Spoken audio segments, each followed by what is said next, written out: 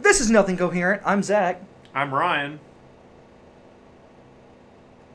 All right, guys. So, how are we doing today? I've got something fun for us. Our big topic today is going to be films that we've watched that have been remade. So we're talking like the Spiderman movies, the Batman movies, even some Disney stuff. But before we get started, I'm just going to jump right into what I've been doing this past week. So I'll start with games because that's my big section. I played a ton of a mobile game called Paper.io 2. I don't know if you've heard of that, but I have not. It's pretty simple. All you do, I'll actually pull it up so that you can see it. You just, as soon as the game loads, you just start off in this little circle with a pattern that you have, and you draw lines around. And is this a free game? Yeah, it's free. Okay. So you just draw lines around, and you go back to your territory, and you're Does it just say Big Mac, or is that yeah. I made my name Big Mac because I'm a cheeseburger. And see that guy right there? He killed me because he went over my line. So basically, your goal is to just get. Oh, so you're playing against other people. I can't tell if they're online or if they're just bots, but you get certain achievements for how much percentage of the map you own and stuff. But okay. I'm just gonna go ahead and close that. So how do you win? You just keep going until you die. There's no official. So it's just like a high score type. Yeah, it's like a high score kind of thing. The most percentage of the map that I've covered is 27%.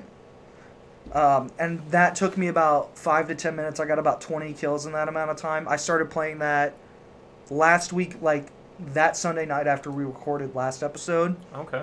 Because I was just on the App Store looking at other games. I played a little bit more Ding Dong XL. Okay. I really enjoy that game, especially for its music. We have to update your high score. Okay. Yeah. Let me pull that up. I don't think mine is actually changed at all. Maybe it has. Okay, I just got to make sure the volume's down because otherwise we're going to plague the viewers' ears with the music. And it's good music. It's just they probably don't want to hear that. Let me hurry up and die real quick. Okay.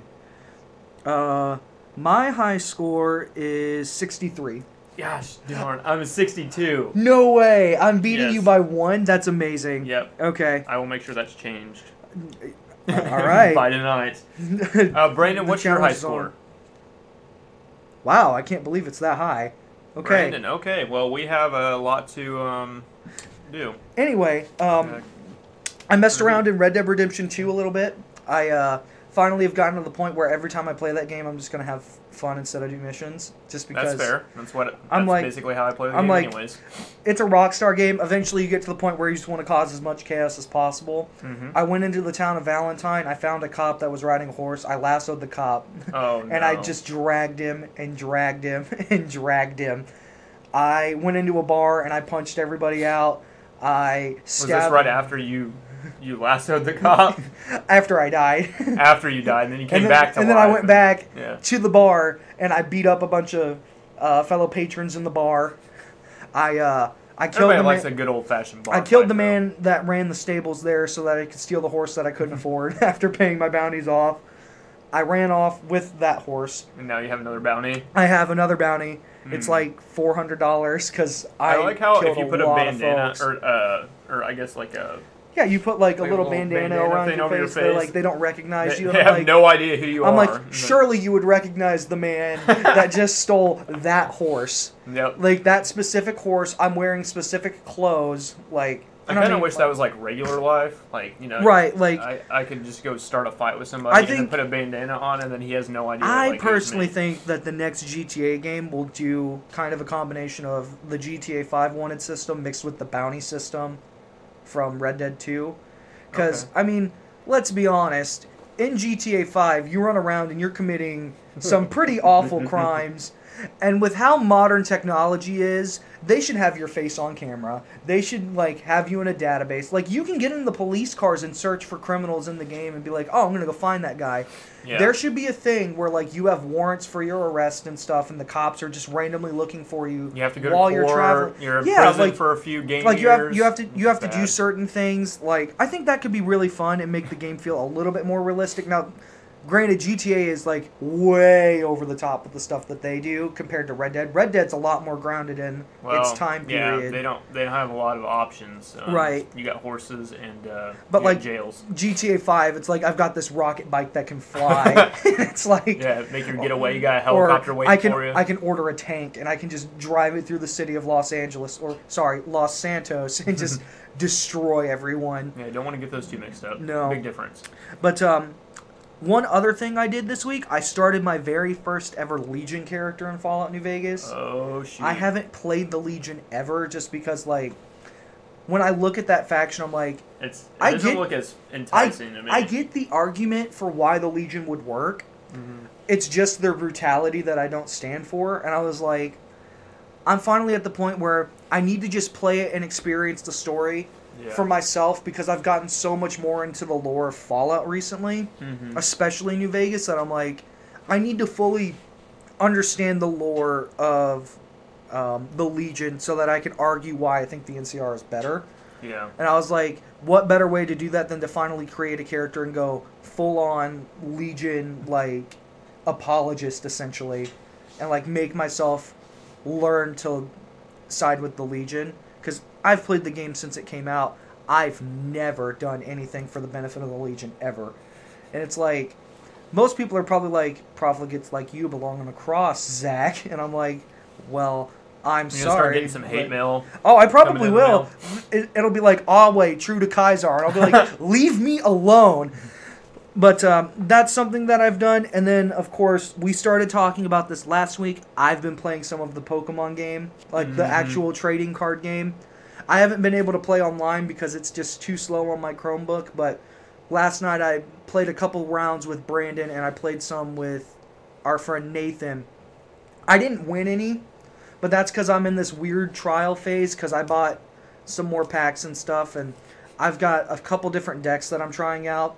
I'm going to revamp some things around and come up with a new strategy. Fire Normal does not work as well as I thought it would. I'm going to try Water Grass now that I have some good grass Pokemon. Mm-hmm. And then I actually got the electric deck that you got. Yeah. And I'm going to probably see if that would work well with maybe a fire type or a water type. I'm not sure. I'll have to look and like experiment with it. I got some tag team Pokemon now. Yeah, and that changes the game. Oh yeah, the new tag team stuff is pretty great. I got the Zekrom and Pikachu one for the electric. Yeah. And then I got Gengar and Mimikyu for psychic. And nice. See, I because I've been doing my electric and psychic, and I actually really like that combo. Electric psychic sounds really good. Man, but I told Brandon this story last night, and this is actually kind of fun. I was at Vintage Stock. Mm-hmm. I was just looking around for like bargain binning stuff. You know, I always just poke my head in and see, oh, that's weird, that's unique, that's cheap, I'll buy it. Of course. And there's this kid there with his mom, and he's looking at like the Pokemon decks and stuff. Mm-hmm. And she's like, no, you're not getting that today. Like, this is where you come out in the theme song. I want to be the very best. So this kid is told no, and he freaks out. He screams at his mom, "Mommy, I want this deck now!" And is like freaking out, like causing a scene. Actually lays on the ground and is like having a tantrum. He's probably like 5 or 6, so like I get it. But he takes the deck of cards, like in the box, and like steps on it, picks it up, and then throws it at the door to Vintage Stock. It's the one over by the mall. Oh, okay. Because I was over there just doing some stuff for the day. And she takes her son out of the store. She apologizes, and they're like, "It's okay, I understand." And the guy who's working the counter is like, the box is like completely open, and like the stuff is gone everywhere. The damage counters are all over the floor just from like how hard he threw it and everything. Oh my gosh. And like the box is like completely destroyed. So now he has to technically mark it as used. Mm-hmm. And he's like, nobody's ever gonna buy this. And I'm just like over there looking at the cards, and I just turned. And I'm like, I'll buy it for $5. And he was like, deal. And he sold me a Garchomp deck, which is Garchomp and Lucario. Nice. And it's actually really good. And I was like, that's one of the best, like, Thank you, 5-year-old. Thank you. Just come back here every week. Thank you, 5-year-old, for having your tantrum and allowing me to crave this new weird addiction that I have. Like, people are probably going to be at home thinking, wow, you prey on children. How dare you? And I'm like, no, that's not what it was. I wasn't even going to buy cards while I was there. I was actually looking at the GameCube games. Okay. Yeah. But he was like, nobody will buy this. And I was like, I'd buy it for $5. And the guy was like, okay. Do it. And it was like the best impulse buy ever. Yeah.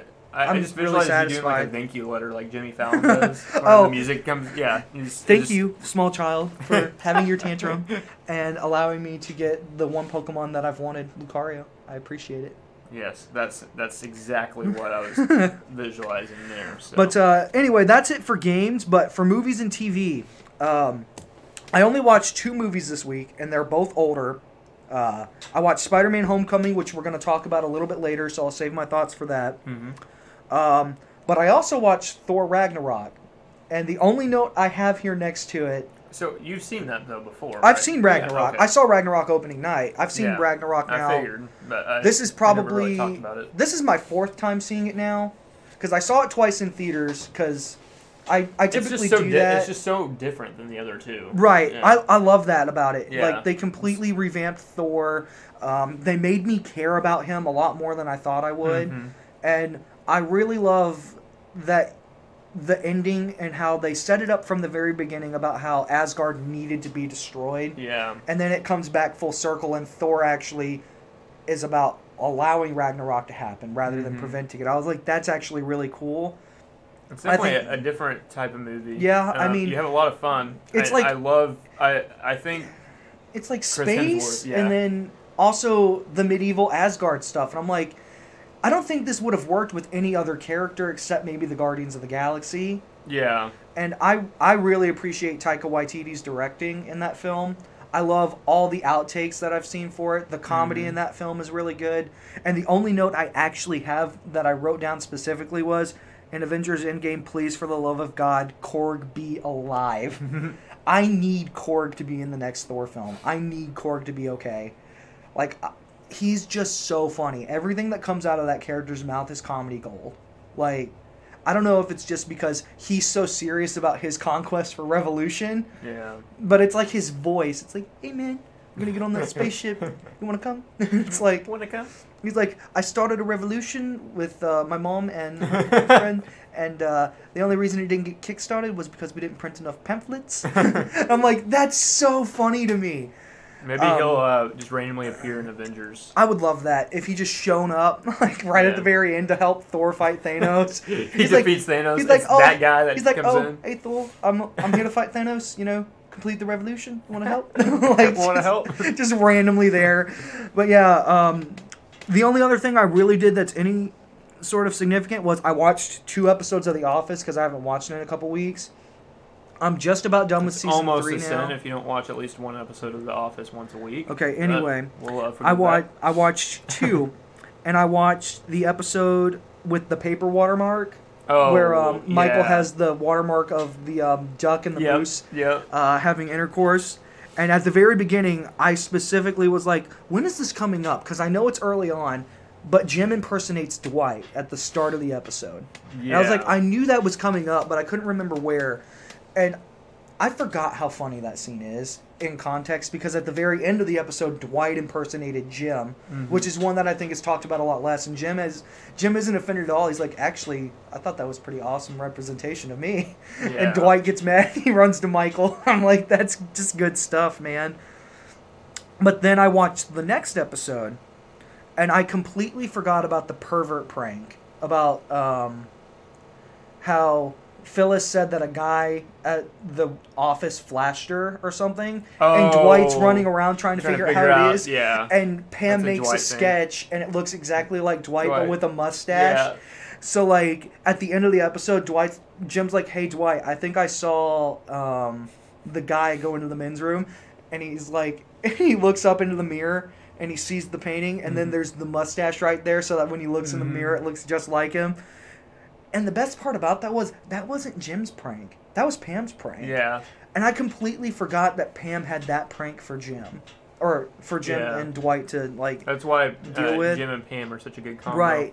But the one thing that really stuck out to me about that episode was it was a lot more serious, because this is the episode where Michael realizes he's not happy with Jan, and he takes all the girls out, and he's like talking to them about how he doesn't want to be with her anymore.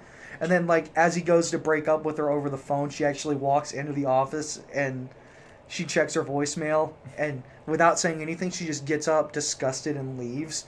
And I was like, that is unintentionally hilarious, because that would be like my luck. Like if I was with somebody, you're like, that's me. I'm calling them and it's like, yeah, look, I don't think this is working. I think we should see other people. And then 2 seconds later, they knock on the door. And it's like, oh boy. You're like, But I was like, man, that's such a relatable thing.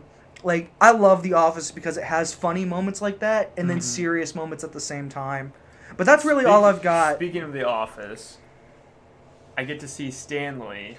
I saw that. Stanley is coming to our city. I know. I got tickets to go see him. I wanted to get tickets to that so bad, but I have saw to work. That, and I'm like, I don't even care what else is part of the show. Right, but it's else, like, but he is coming here, and I am going to see him. I unfortunately have to work, I think. You're going to get to see him also, because it's at the same place. I know, the place that I have to clean. Yes. I hope that I get to see him. I hope he's still there somehow. In the backstage, yeah. I just walk in, and I'm like... So, I don't even know what he's like. I hope that he is literally just a happy Stanley. Yeah, I hope like, if he is like his character, I'm going to crack up. Here's the thing. Every time Stanley laughs, it sounds as if angels are just ringing in my ears. Every time Stanley on that show is happy is literally some of the funniest moments. Like, which is like a handful of moments. Right, it's very rare. Yeah. So like whenever Stanley laughs, I'm like, I remember that moment. I remember like when Jim was trying to find a new target, like to make happy and stuff with his pranks, because Michael left to start the Michael Scott Paper Company, and he's like, the best. He's trying to get Stanley on his side for pranks and stuff, and Stanley's specific pranks was meatballs, but then it turns out that Dwight and Stanley are tricking Jim into giving them meatballs, and I'm like, I've really thought about just rewatching all The Office again. Yeah, it's so good. I need to. It's like my Friends. Like every once in a while, I just rewatch all Friends was mine. I've watched through Friends maybe 8 times. Jeez. Okay. And that was before Netflix. My mom had every single episode on DVD and then got it on Blu-ray. She was a big fan, and I grew up watching it with her. So when it came to Netflix, I was like, well, I got to rewatch this now. And I watched that entire series probably within a month. But yeah, no, I need to sit down and rewatch Parks and Rec, because I never finished it, for one.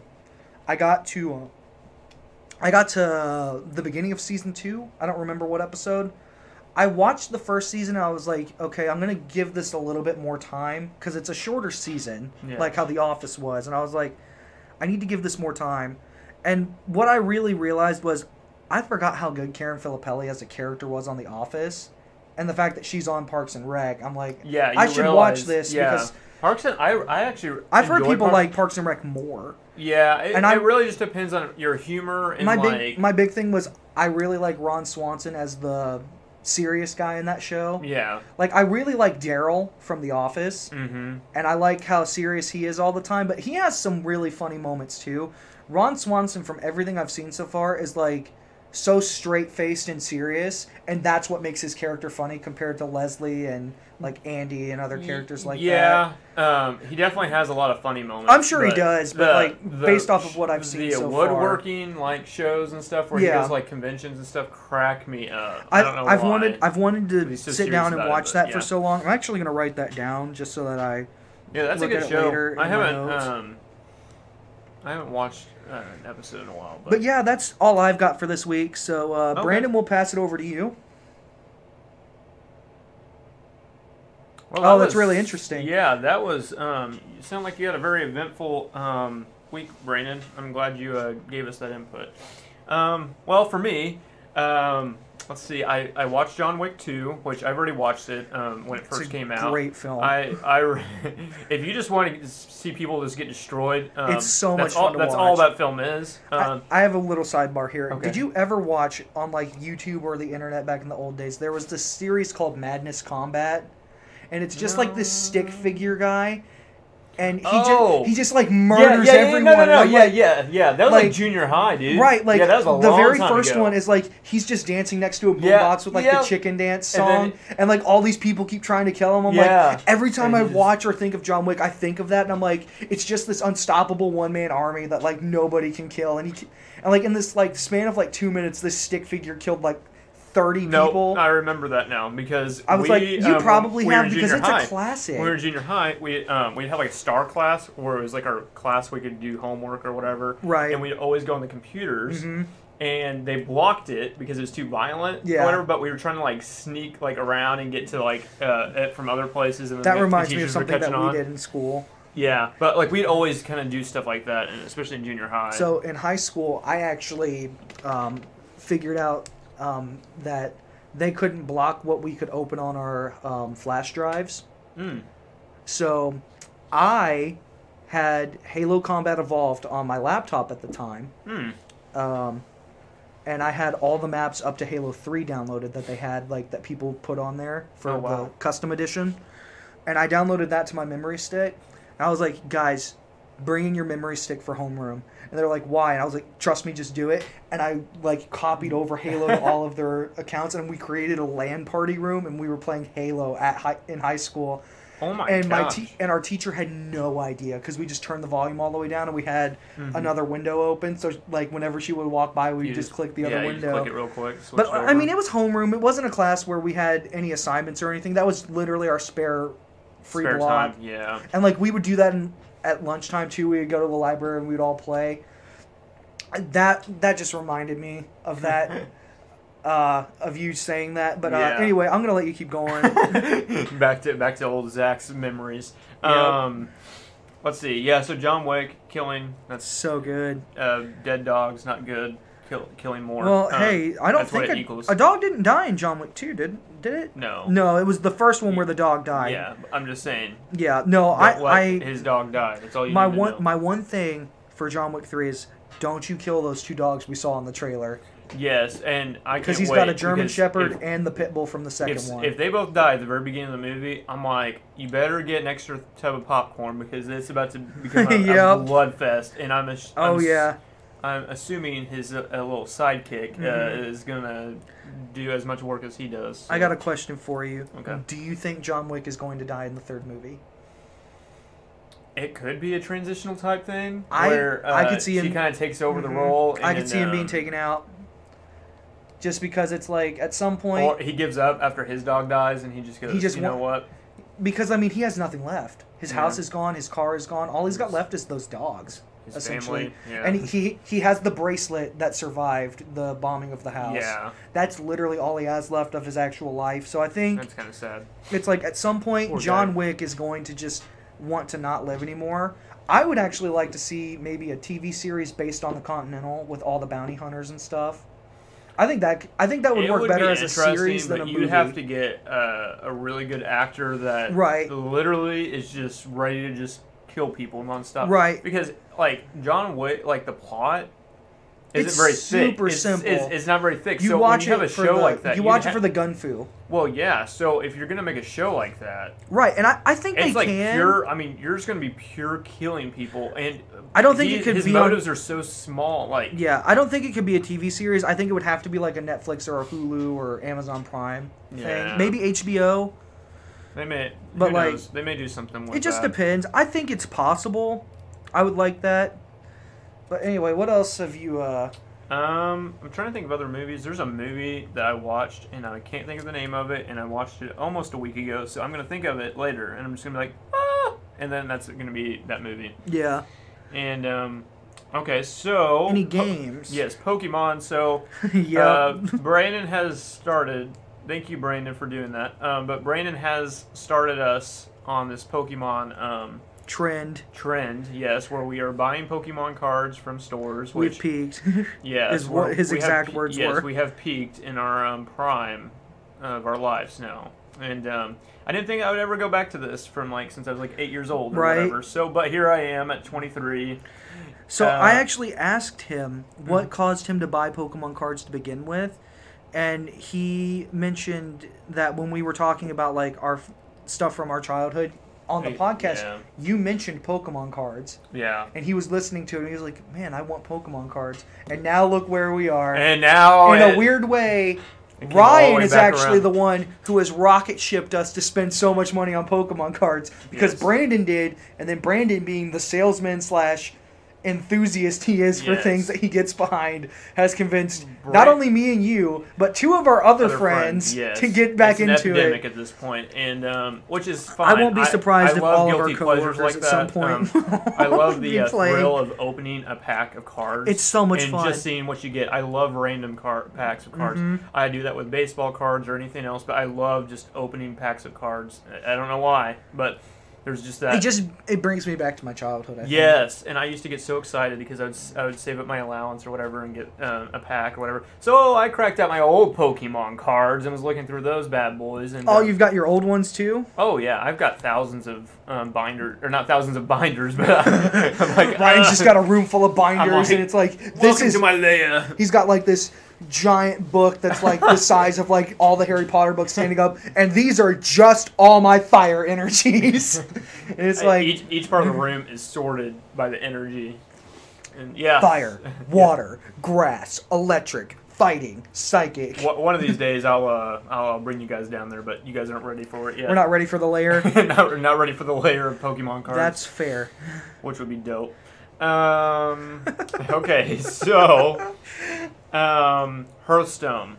So Zach's never played Hearthstone because I kind of mentioned it to him right before we started the podcast. But my brother actually used to play it, and I played it a long time ago. I didn't remember it very well. Anyways, he goes, "You have to download it." So I went ahead and downloaded it.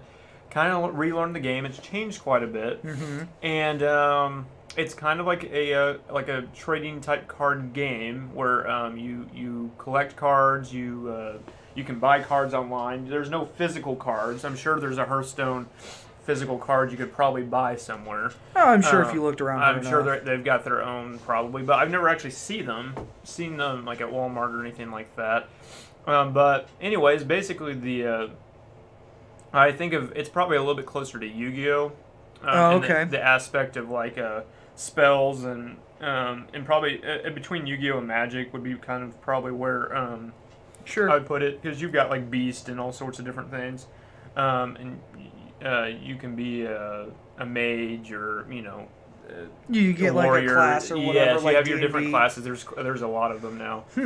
Anyway, so I started playing that. And Yeah. I started grinding through it, and then before you know it, I played several matches, and I'm like, I'm addicted. So that's what I've been doing for the past couple of days, thanks That's to my fair. brother. But my brother doesn't really play games that much, but that's one game that he likes to play. So guess what? Here I am. Hey, so man, now I'm that's like on good, this though. card high right now between Pokemon And Hearthstone. and Hearthstone, and Pokemon has has like an online thing, so you scan your cards in, or you Yep. type in the code. You type in the code. I've and got you can like play against 10 other or 15 players. codes I need to eventually Yes, enter. I have a whole stack of them now because we're just going ham on these packs. It's bad. It's really bad. Yeah. But you put those codes in, and then you can play other people online, and you can mix around your cards, figure out what kind of deck you want. I And really it's really want- addicting. I really want to do a fighting deck because with the new box that came out, like where you can get all the packs and everything. Yes. I pulled like 3 Hitmonlee and 3 Hitmonchan.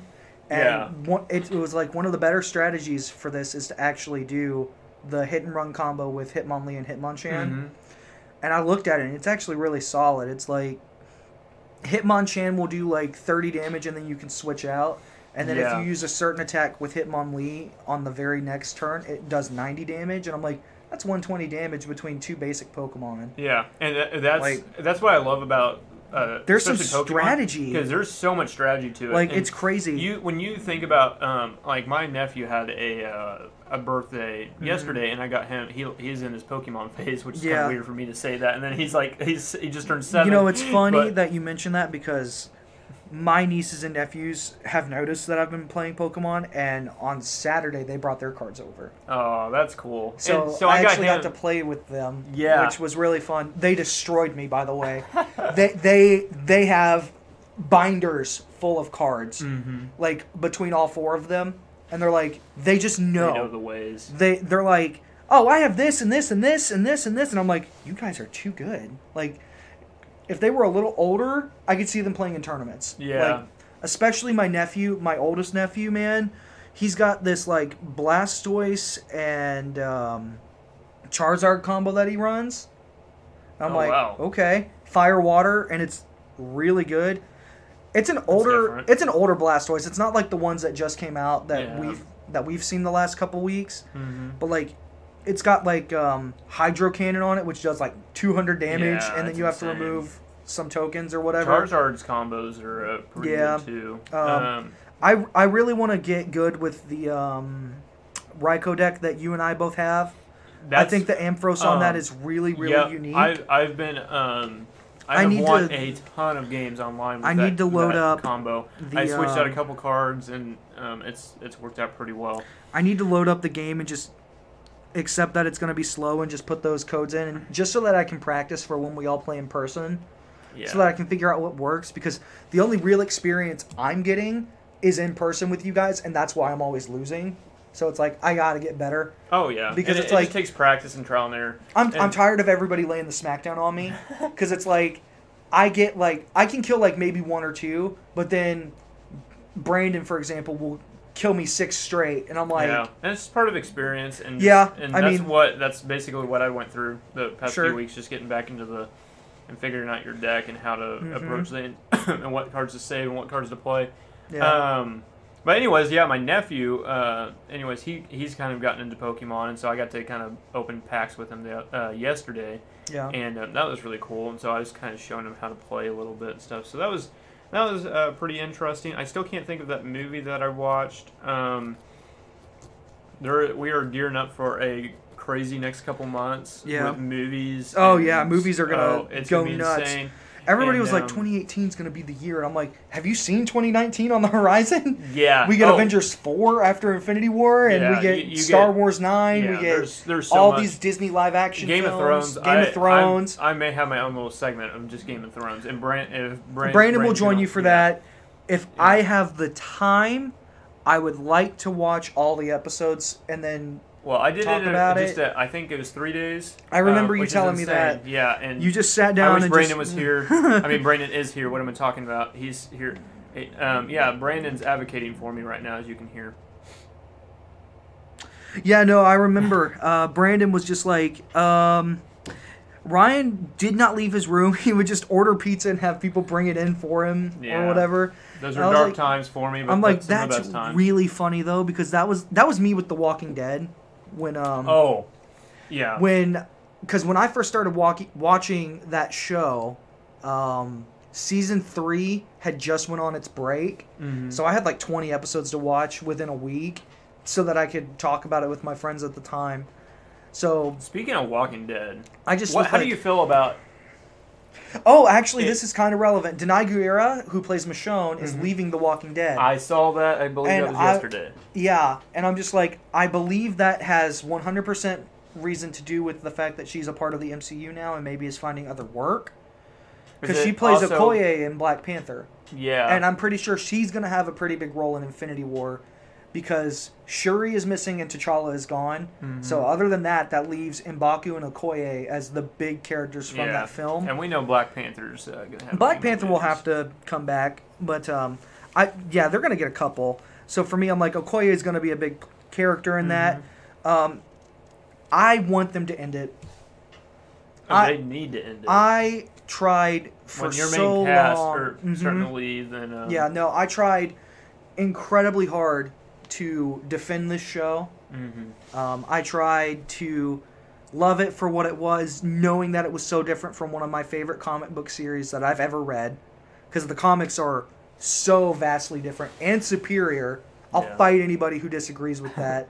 Like, everything about the characters' motivations, why certain characters do the things they do, certain events happen with different characters. Like, here's an example for you. In the episode where Carol is with Tyrese and the 2 girls called The Grove, where she has to kill the girl at the end. Yes. Dude, that was way back, and that's one of everybody's favorite episodes.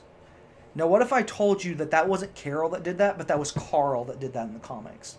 Carl had to kill another kid in the comics because he killed his brother. It wasn't 2 little girls, it was 2 brothers. and wow. the brother killed his brother in his sleep, and the entire group is there and they don't know what to do about it. And Carl just in the middle of the night wakes up and goes into like where they're keeping him and he kills them. And he looks at his dad and he's like, I did what you couldn't. And I'm like, that's intense. Yeah. The show lacked that at times. I felt like Negan was a step in the right direction for them, but the war with Negan went on a season too long to me. And I felt like that was the perfect place to end it.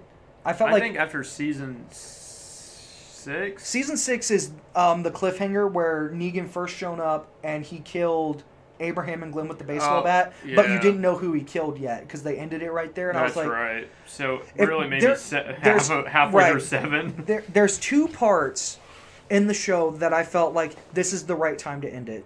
The first one was in season 5 when they first get to their new community.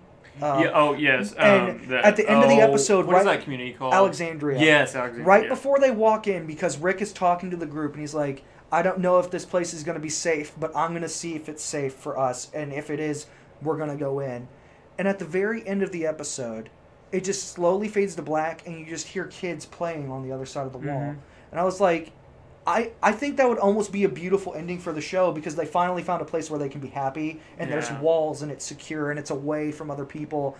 But and it also shows you that Rick's group of people aren't the only good people in the world. Yeah. And I was like, that's just a really cool way I for them to remember have watching ended it. through that because that's when I'm still watching. Season 5 was the last really good season. And after it was season 6 is when I started to kind of zone out. Season 6 I zoned out some because I was like, okay, when are we going to get to Negan? Because like they kept talking about Negan and I was like, they're going to go a whole season without showing us Negan. And then at the very end they give us Negan for like the last 3 minutes and I was like, okay, Jeffrey Dean Morgan is a great Negan. Yeah. I thought he was a really good villain. What do you think about Rick leaving the show? I was really upset by it. I get why he did it. For me, I was like, Rick leaving the show.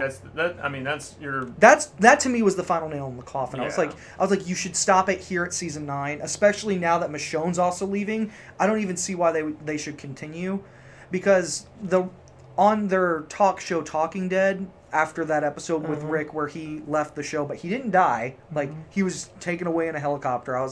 They're like, we're going to do 3 movies centered around Rick that are going to air on TV. And I'm like, okay, that's kind of interesting. And then they were like, we're going to do side stuff regarding all these characters that we care about. We're revamping Walking Dead. I was like, if you're going to do that, then you need to stop with season 9. Yep. You need to have a break. Keep going. You got to have a break. And when you basically slam that in people's faces, right? Nonstop, people there's going to be so much more Walking Dead content coming out. Nostalgia is basically done. Right. I think they need to slow down and just focus on these side stories that they want to do. Yep. Some of the stuff that I've heard rumored is, what if Shane lived instead of Rick at the end of season 2? Like, where would the group be if Shane was the leader? I'm like, okay, I kind of like that. I would like to explore that. What if Merle and Daryl had their own series? Yeah, like I kind of wish cool. Merle. I wish Merle. If Merle was still alive, involved with the show. Merle was my favorite part of season 3, just because like his story is one. That was his last season. That was his last season. That was where he got killed by the governor after killing like 8 of his guys. Yeah, I was like, that's the most hardcore way to go out. He came back and everyone was like, what the crap, and then I remember everyone was like, oh no, this is not going to be good, but then he ends up in his final moment doing something for his brother and for other people. Yeah, it was for the good of the And if group. he hadn't done that, they probably wouldn't have succeeded in driving them away from the prison. And I was like, that's really cool, but I really wish he hadn't died. I forget how addicting that show was. Right, the early stuff is actually really good still. It holds and everything up. is so intriguing. I remember watching the first episode because I watched the first season. The first episode is the best. Like everybody had watched the first season before I really got into it. I'm like, what is it? I'm like, dude, you gotta watch it. And this is in high school. And so I finally got going on it. And I'm like, oh, this is actually really good. Frank Darabont, when he made that first episode, he went panel by panel from like the first issue, and he just wrote the script out. And I was like, if you read the first issue of The Walking Dead, it'd be as if you were literally looking at Andrew Lincoln walking through Georgia and dealing with all that stuff. But the major difference is I believe in the comics it takes place in Cynthiana, Kentucky, and then they move down to Georgia, and then they go back to Washington, D.C., where all the stuff with Negan happens. But it was fun while it lasted. I think they need to end it. I liked the beginning stuff of this current season, season 9. Rick's final 5 episodes are actually not that bad, just because the time skip and the feel is so different. It almost felt like an apocalypse western, which I kind of liked, because, like, the whole thing was about him trying to get these communities to come together after this war and do something important. They were like, we need to build this bridge so that we can effectively move trade. And I was like, that's actually important. That's something that I could see Rick being willing to die for. And he did. Like he almost died. And I was like, okay. Like, those stakes were personal for him because he expressed that that's what Carl wanted. Yeah. And Carl died in the season prior. Which, that was when I was like, okay. Spoilers if you haven't watched it. Right, but like, at this point, it's like, you probably know because people have talked about how disappointed they are. Yeah. I'm like, Carl, for example, like, when he died, I was like, they finally get you to the point where you care about Carl. Right? Because I remember in the beginning, everybody hated Carl or they really liked him. And I was like, Carl's one of the best characters in the comics. And I was like, we're going to finally get to the point where Carl's going to be a main relevant character and he's going to have his own storylines going on and doing stuff. Because, like, Carl's, like, the main character in the Whisper At one arc. point when he really started growing up in the show, like, I visualized him taking over Rick's spot eventually. Which is kind of like what the comics, I think, are going to do. Because Rick and Carl are still alive in the comics. And they're still running around and everything. Rick's kind of taken a little bit of a backseat more recently. But I think Carl will be the main character by the end, just because that's kind of the passing whole. The torch. It's the whole point of. It was the whole point of the comics, and it was the whole point of the show. It was about Rick protecting his son in this world. Yeah. Because, like, at the beginning, it was about him protecting his wife and protecting Carl. Then he lost his wife. In the comics, he lost his wife and his baby at the same time. Yeah. Like, in the comics, Judith is dead. In the show, Judith is alive. Yeah. So it's like, for me, I'm like, where has Rick been during this 6-year time jump to not get back to Michonne and Judith, now that that's his family? So I'm just like, Rick would want to get back, especially because that's what Carl would want him to do. So, I mean, I'm curious about the movie stuff, but the TV series, I've kind of given up on. I might watch this next first episode and see where it is.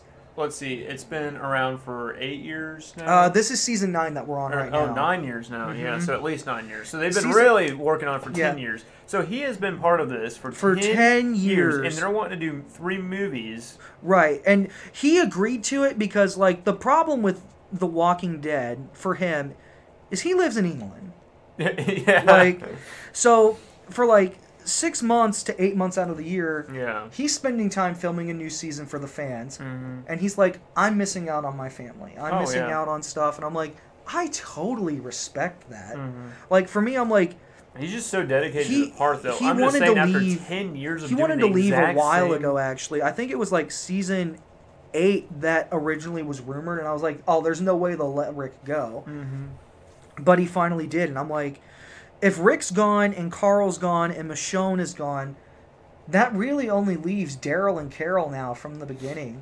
Yeah, and it's like, which I mean, they I could love that leave at combo, any point. but that at the same time, I mean, Daryl's strong enough character to kind of do his own thing for a little bit, but it's going to wear down. But if they were, see, this is why when they did Fear the Walking Dead, I was like, the perfect spin-off character would have been Daryl. Yeah.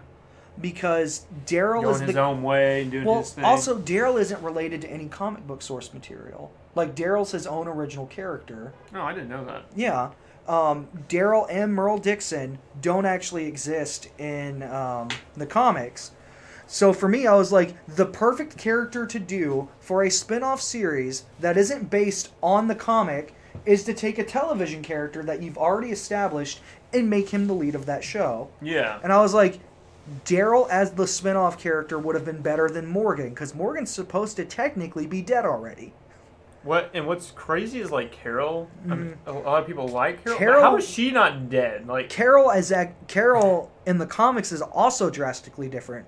In the comics, Carol's like in her mid-20s. Oh wow. And she suffers from the same issues from the beginning, like having an abusive husband and things Yeah. like that. But she loses the will to live at the prison, like Yeah. with all the prisoners and stuff. Mm-hmm. Because for a while, the prisoners are actually living with the survivors and stuff in the comics, and they actually kill some members of their group. And Carol just at some point just lost the will to live. She actually wanted to start a polygamous relationship with Rick and Lori, and she was denied that. Rick was like, no, and she kind of just is like, okay.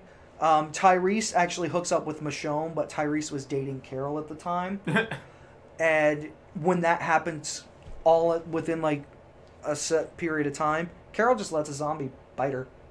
Like, she lets it rip her throat out. She's like, I have no will to live. Like, the man who I thought loved me doesn't want me, and the man that I look to doesn't want me either. And I'm like, but she has a daughter. Yeah. Like, Sophia's still alive in the comics. Oh. Like, it's so much different. One of her best moments that I kind of remember is when they're in Alexandria. Oh, yeah, and dude. when she finally, like, just lets it loose. And when she starts taking things and stuff and getting ready yeah, before no. the turn. That's one of the last moments I really remember. The beginning of Season 5, when she goes in to rescue them from the cannibals, is my favorite moment in the show. Yeah. Like, that's, like, when you see, like, her true, like... Right, like, she just OG. goes in and just starts wrecking these horrible people. Yeah. Like, but we've talked about Walking Dead a lot longer than yeah, I know. That's not even our main topic. That was not even in That wasn't planned. That was just a weird sidebar. I would love to do a retrospective on The Walking Dead at some point. I'd have maybe to in the refresh a future. little bit on it. I haven't watched season 7 and 8 and apparently 9. So. 7 and 8 actually aren't too terrible. There's some stuff that happens that's kind of slow. It just got really slow for me. It's a lot better, I think, as a series to binge. Yeah. Because when I was waiting week after week for the next episode, I'm like, okay, nothing happened, something happened, nothing happened, holy crap, that was huge, nothing happened, break. And it's like, really? Okay. But I digress. We really need to get to our main topic because we're at about 50 minutes now. Of course. Anyway, so our big topic today are films that have been remade. So we don't actually have a whole lot on this list because we only wanted to go based off of films that we have both seen. Like, and we both know pretty well on the remake and the original version. Right. So, like, for example, there's 3 versions of the movie Carrie. I had that listed, but I think you said that you haven't seen some of them. Yeah, I haven't seen I haven't seen part of the originals. Right. And then I actually don't know. I think I still saw one. There was one that came out like 6 or 7 years ago. But even if you asked me, I would not remember a single thing out of it. So I was like, let's just do the ones we know, because otherwise we'd have to talk about like 8 versions of Night of the Living Dead. Well, and we just spent 30 minutes talking about zombies. Exactly, we did. So we're going to focus on the few that you guys may be more familiar with. Yes. Things that might intrigue you based off of what we've talked about prior in the archive. Mm-hmm. So I'm just going to start us off from the top with Jungle Book. Okay. Recently, I think it came out in 2016, we got the live-action version of the Jungle Book movie. Mm-hmm. And then, of course, way back before you and I were both born, there was the cartoon version, I think, from 1967, if I'm remembering correctly. It's definitely the 60s. It's an old film. Fact checked on that, but yeah, it's somewhere around there. So, I'm just going to ask you, which version do you prefer and why? You have the nostalgia effect of the original. Mm-hmm. I'm not like the biggest Jungle Book fan in the Sure. world, so this one's pretty simple for me. I think the remake and they did a really good job with the animation and everything. The CG in that film is phenomenal. The CGI. That's what's giving me faith for all these new Disney live-action adaptations. Yes, I'm like, because these are the people that did freaking Jungle Book, and it looks amazing. Yeah, and with all that movement, all the animals, and it just a looks child really actor good. in that. Right, and you have it was to very impressive because he's just dealing with people like you have dressed to up think in like because it's CG, he's dealing with acting in front of a green screen. Yeah. He's doing all of this stuff on his own and is having to use his imagination of what this giant snake looks like, or what Baloo looks like, and things like that. Would literally, I know I've watched some stuff like that where they'll draw like a picture of what they're like of the actor, right? Like what they're supposed to look like, and they'll just be moving around so his eyes follow where they're supposed to look. And for me, I lean a little bit more towards the original. Okay. I think the original is just a lot more lighthearted in tone. Yeah. I feel like the new version is a lot more kind of like a PG-13 film. It's not, but I feel like it could have been. Yeah, it's borderline. Like its effects and some of the elements of it are actually kind of scary. Like the scene with the giant snake, and then everything with the villains and the fight and right. All that, yeah. I'm like, this is pretty intense. Yeah. For me, every time I think of Jungle Book, I immediately think of the song "Bare Necessities." That's the hard part when I think about it, and I'm thinking about through that movie because I've watched that so many times. I remember in the trailer, they actually end the trailer with them whistling the tune "Bare Necessities." Yeah. And I was like, oh, it's gonna be in the movie. I don't remember it being in the movie. I think it is. I'm pretty sure he hums it or whistles it. Yeah, he has like a little bit, but like, it's not like a full on like. Right, like they don't take all the songs. In that one. Yep. For me, I lean towards the cartoon because of the songs. Yeah, I like the songs. Now I'm thinking about it. But I also really dig the effects and the serious tone of the new Jungle Book. I may have to flip on this and say the original, but the remake is so good that I think they're both so different. Yeah. That they're both really good. Like, for me though, I'm just gonna move on to the next one. Yeah, we got Beauty and the Beast. Knock these bad boys out. We've got the cartoon animated film versus the live action. And this is one of Brandon's favorite favorite movies. I kind of wish he was here so we could argue with him about it. What are you talking about? He is here. Wow, I can't believe you think that way about that film. Okay. But Beauty and the Beast, I prefer the cartoon over the live action. I'm going to have to say probably I prefer the cartoon over the animation. But I felt like... I mean, mind, the cartoon over the animation. I think Emma Watson looks like a really realistic Belle. I think she looks great as Belle. I think they did really good at fitting her part. But everybody else, I'm just not as into. I can kind of see I think the Beast is fine. I think the music in that movie is fine. Who's the lamp? Ewan McGregor. Yeah. Yeah. For I me, thought he was pretty good. I just had a hard time with how much longer they extended this film compared to the original.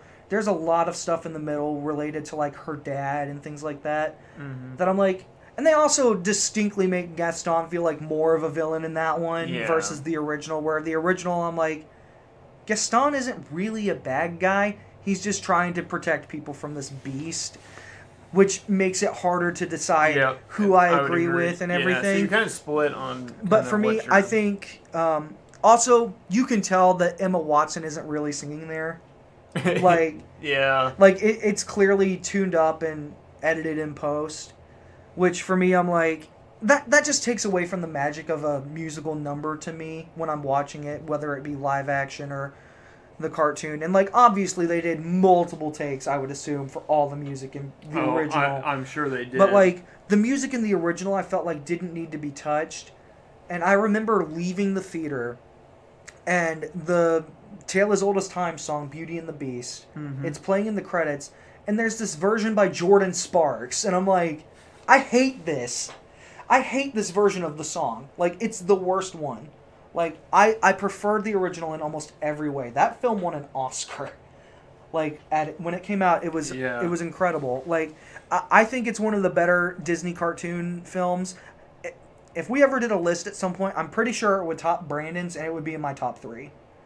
Wow. It's really good. A fun fact about the live action, when Beauty and the Beast came out, we were actually in LA when they did the red carpet. I remember that. Walking down, so we got to see. Yeah, we got to see them all walk down the red carpet and everything. Yeah. So that's just a fun fact. I would have lost my mind if I saw Hermione Granger walk the red carpet. I would have been like, Emma Watson. Yeah, I actually have like a live video where that's really cool. They come up and like kind of see us, and everyone's like fighting over the thing. But yeah, right. No, that's cool. Anyway, our next one, and where we're going to spend most of our time, is actually going to be superheroes. Mm-hmm. Who doesn't like the classic superhero movies? Anyway, so before the MCU, we had Hulk. We had a disaster. We had a movie that came out in the year 2003, the year right after Spider-Man, with Tobey Maguire. Yeah.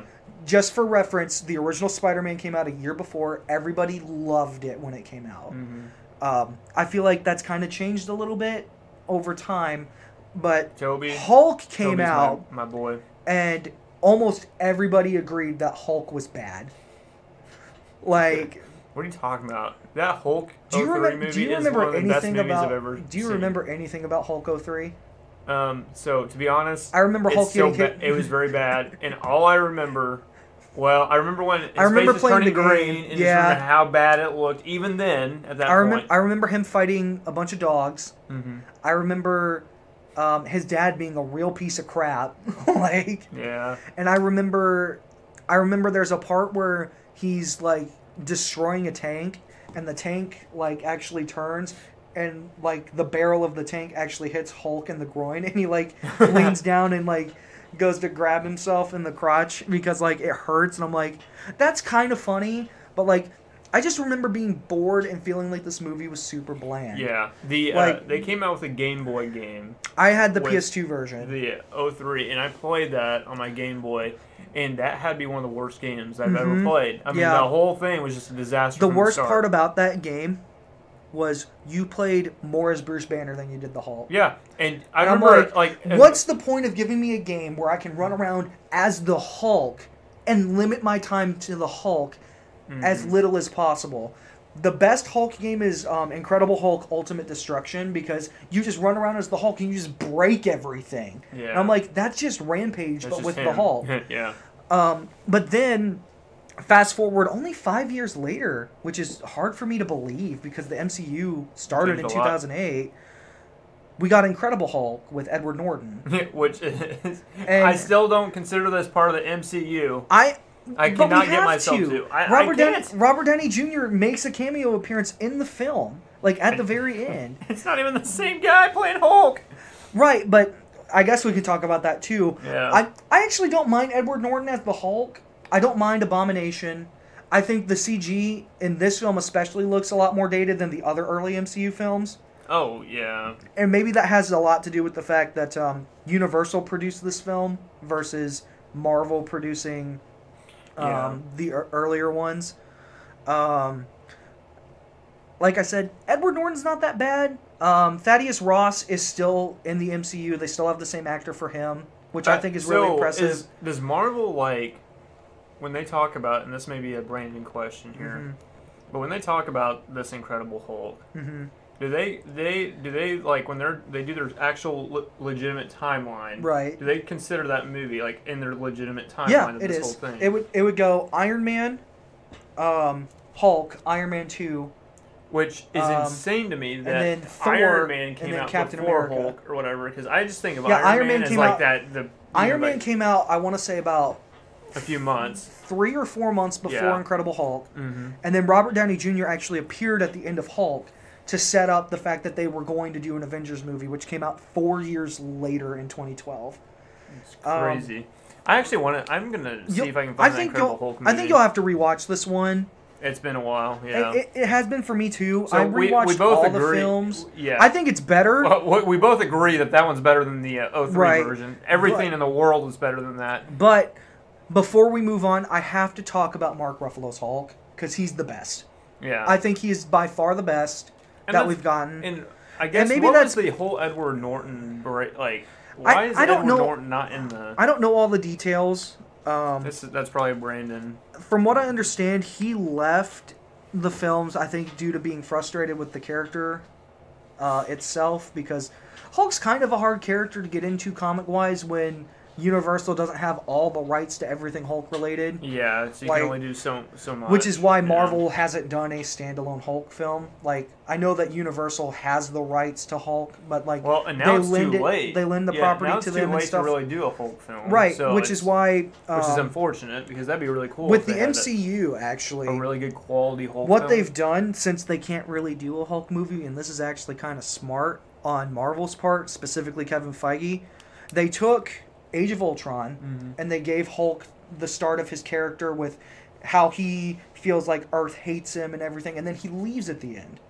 And now it's like, we see him in Ragnarok, and he's developed quite a bit by that point. Like, Hulk can actually have conversation and think for himself, and isn't just this completely mindless brute. Like, he's still a brute, but like, he can talk and do things, and he's developed as a character. And that's almost kind of like his split movie and for him. Like, if you cut everything up, Marvel has pretty much unofficially said that by the end of Endgame, Hulk will have like almost his own film within these films, which I think is a really good way to handle Hulk, because as much as I like Hulk as a character, and like how he just beats people up and is just this unstoppable force. It's hard to build a plot line around a raging beast. Right.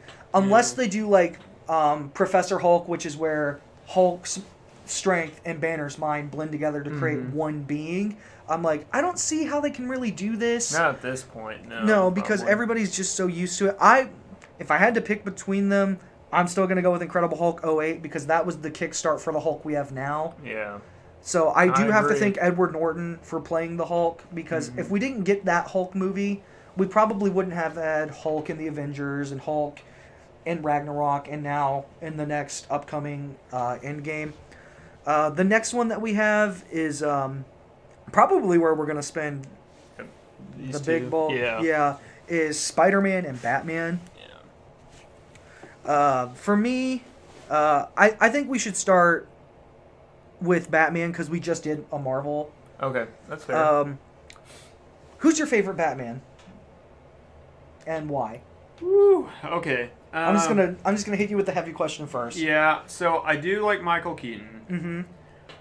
But this whole trilogy with Nolan. I'm gonna. If you say Bale, I'm not going to be upset. Bale is a good Batman. I'm going to have to say Bale. But it's hard because I don't want to be that guy because I love some of the original. As long as you don't think George Clooney is the best, I don't care what your opinion on who the best Batman is. George Clooney cracks me up because his smile, when he smiles, just I cannot stop. There's an interview of him like where he was like, "Oh, I regret Batman and Robin." And I'm like, he's like, I should not have done that. Like, he apologized in an interview, and he was like, George Clooney, which you think he's like this, the sexy actor guy, right? Like, and these serious kind of films, and all of a sudden he's just like this Batman in a really not great movie. Here's the thing with Batman and Robin. I'm just gonna get this out of the way. Batman and Robin is so bad it's good. And that's Joel Schumacher had no idea what kind of movie he wanted to do, because the first two films, Batman and then Batman Returns, are done by Tim Burton, and they're super dark and interesting, and they really delve into the mindset of Batman and Bruce Wayne, almost as two separate parallel characters. Then you have Batman Forever, which is Joel Schumacher, I think is his first film that he did. And he was kind of blending the tones of serious and comedy, because he had Jim Carrey as Riddler, and then all these other characters were running around. And, like, he was getting from Warner Brothers that they wanted something more for kids because of how the animated series was out at the time. And kids were watching it, and they were like, well, obviously kids are going to be our main market that are going to go see a Batman movie. Yeah. But they thought that film was too dark for them because of, like, some of the elements in it. Like, how Tommy Lee Jones dies is terrifying. He, like, drowns. That's not... and I'm like, I forgot about that. I'm like, okay, like, I get it. So, they went completely cartoonish and goofy, and, like, there's moments in Batman and Robin that are just, like, so far out there that it's like, what were you on? Yeah, that's the one with Arnold Schwarzenegger. That's the one with Arnold Schwarzenegger. I actually have a fun fact about that Poison film. Ivy and... Yeah. So That cheesiness. Arnold Schwarzenegger is actually credited in that movie before George Clooney is. George Clooney, who plays Batman, is on screen for the majority of the film, is not credited before Arnold Schwarzenegger, and is actually paid less than Arnold Schwarzenegger for that film. Oh, Arnold my. Schwarzenegger was paid approximately $25 million to play Mr. Freeze. $25 million. Do you want to know how much screen time there is for Mr. Freeze in that film? Maybe 20 minutes. 23 minutes and like 12 seconds. I looked this up because I was just so curious about how this film could be so bad. Mr. Freeze makes a total of 27 different related puns to ice or the cold or freezing. That means that Arnold Schwarzenegger per minute to deliver ice puns was paid over $1 million. Oh my! He got paid over $1 gosh. million per ice pun in that film. I think that's incredible. I'm like, just the fact that is Well, even folks, a thing. that's your fun fact for today. I don't think we can top that. Like, what more could I give to the audience to think about how ridiculous a film could be? That is by far the worst Batman performance, verbatim. Villain, main character, side characters. Chris O'Donnell, who played Robin in that film, actually said this in an interview. I just filmed it as if I was in a toy commercial the entire time because that's essentially what that movie is. And I was like, he is 110% correct. I remember the cheesy part, especially with that movie. Everything with Poison Ivy is what just is the most innuendo. Yeah, and I'm he has like, okay. the plastic little the lip thing or whatever. He pulls off these rubber lips and he's like, your kisses won't work on me, Ivy. And then like she throws him into this plant like Venus flytrap that swallows him or whatever. And then Batman's caught in the vines and can't get out. So then here comes Uma Thurman as Batgirl, who just discovered that they're Batman and Robin, and she has no actual combat experience. There's just the scene of her on a motorcycle earlier, and it's like, oh yeah, she can totally be Batgirl because she knows how to ride a motorcycle. That's all we need. She doesn't have any crime fighting or anything, and Alfred has somehow had the time to make her a suit, but he's also sick with the same virus that Mr. Freeze's wife has. Yeah. So it's like, okay, it's so bad it's good. Like, there's so many plot lines that never get explained or go anywhere. There's some great cameos in that film. Coolio, the music artist, actually has a cameo in that movie as the head of the biker gang, and they all just ride off into oblivion and die. Right when they get to the... I remember, like, there's just all these moments that are like, oh god, Bane. Which I think, okay, so that Bane... That Bane is more comic accurate. Yeah, more comic accurate than but it's Bane so bad that Tom Hardy's Bane looks incredible compared to it. I'm like, that's the only point that we can make.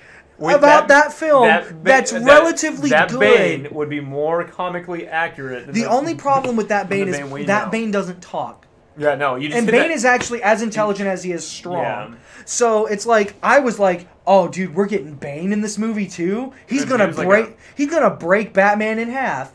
And he didn't. No. Bane went out like a wimp in that film. He was like a minion. Yeah, he was basically Poison Ivy's strong minion. And I was like, we've already got Poison Ivy and Mr. Freeze. We don't need Bane in there too, man.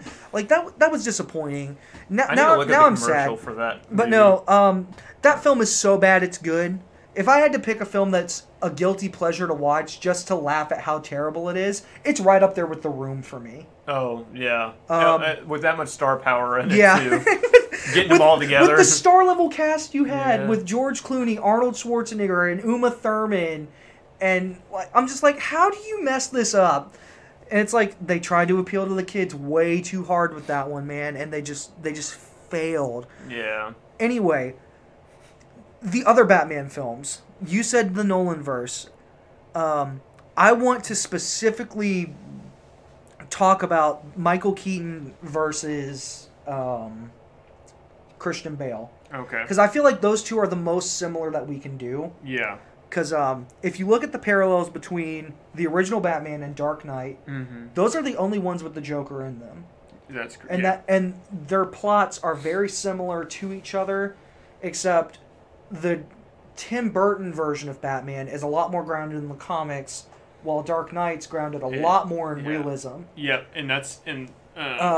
For me, and this is going to be controversial, and I'm probably going to make some people very upset, I actually prefer the comic accuracy of Jack Nicholson's Joker over the live-action Heath Ledger. I think that Heath Ledger's performance is good, and it's very solid, but that's not really the Joker. That's Nolan's take on the Joker. Yeah, and that's the biggest thing that people have an issue with that Tim whole Burton, trilogy. to me, really captured not only Batman, but also the Joker in his film, and that, to me, is more enjoyable to watch from that standpoint of comic book accuracy. If I'm looking at just acting and a performance, then Heath Ledger blows Nicholson out the water. Yeah.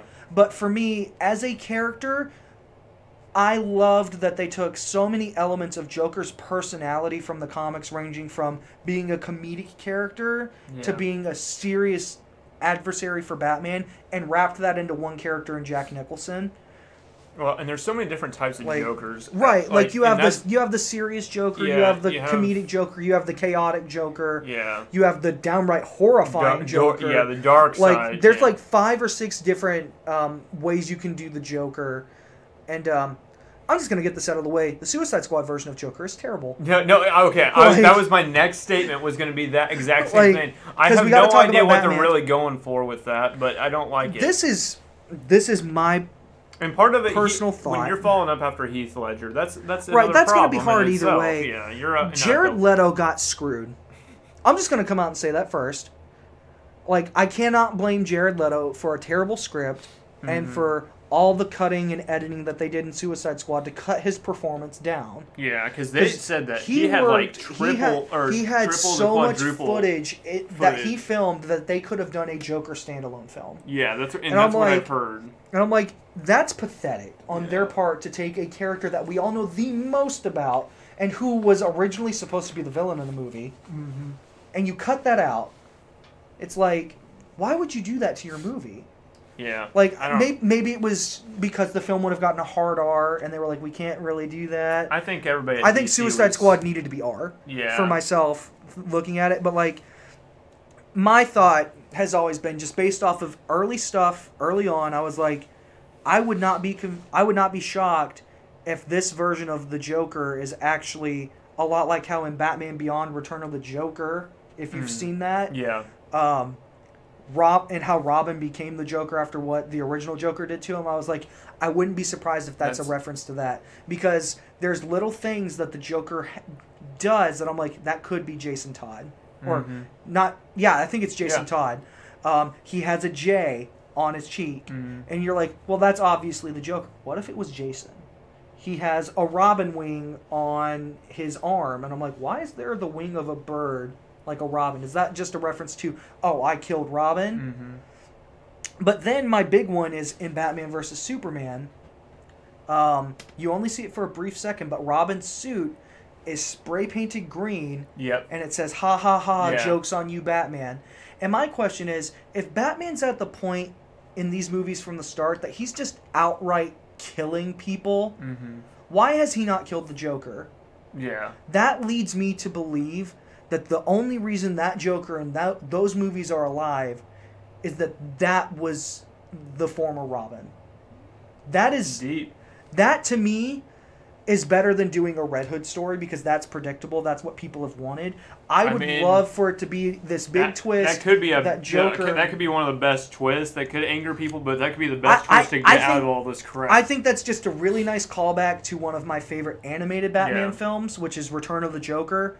I thought that film was really good, and it was a really good way to wrap up the Batman Beyond series, which I would love to talk about Batman Beyond someday. Oh, that'd be good.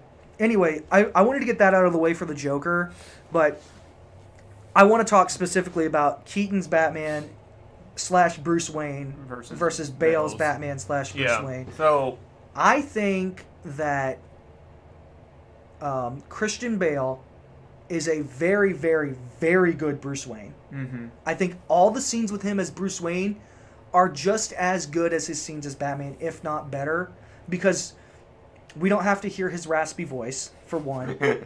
But also, all the side stuff going on with him, his love life and all those other things, in a more modern time, I think are a lot easier for people to grasp. And he's just a better serious actor. Right.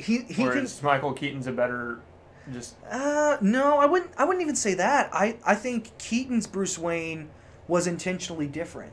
Because there's so many different parallels between Batman as a character. It just depends on the writer, because Batman's been around for almost 80 years now, I think, in comics. Which is insane. Right. Like, I think they intentionally, because you see a lot more of Batman than you do Bruce Wayne in the originals, and I think that's for good reason, because in the comics, Batman sees himself as the true identity, and Bruce Wayne is the mask. Bruce Wayne is the facade.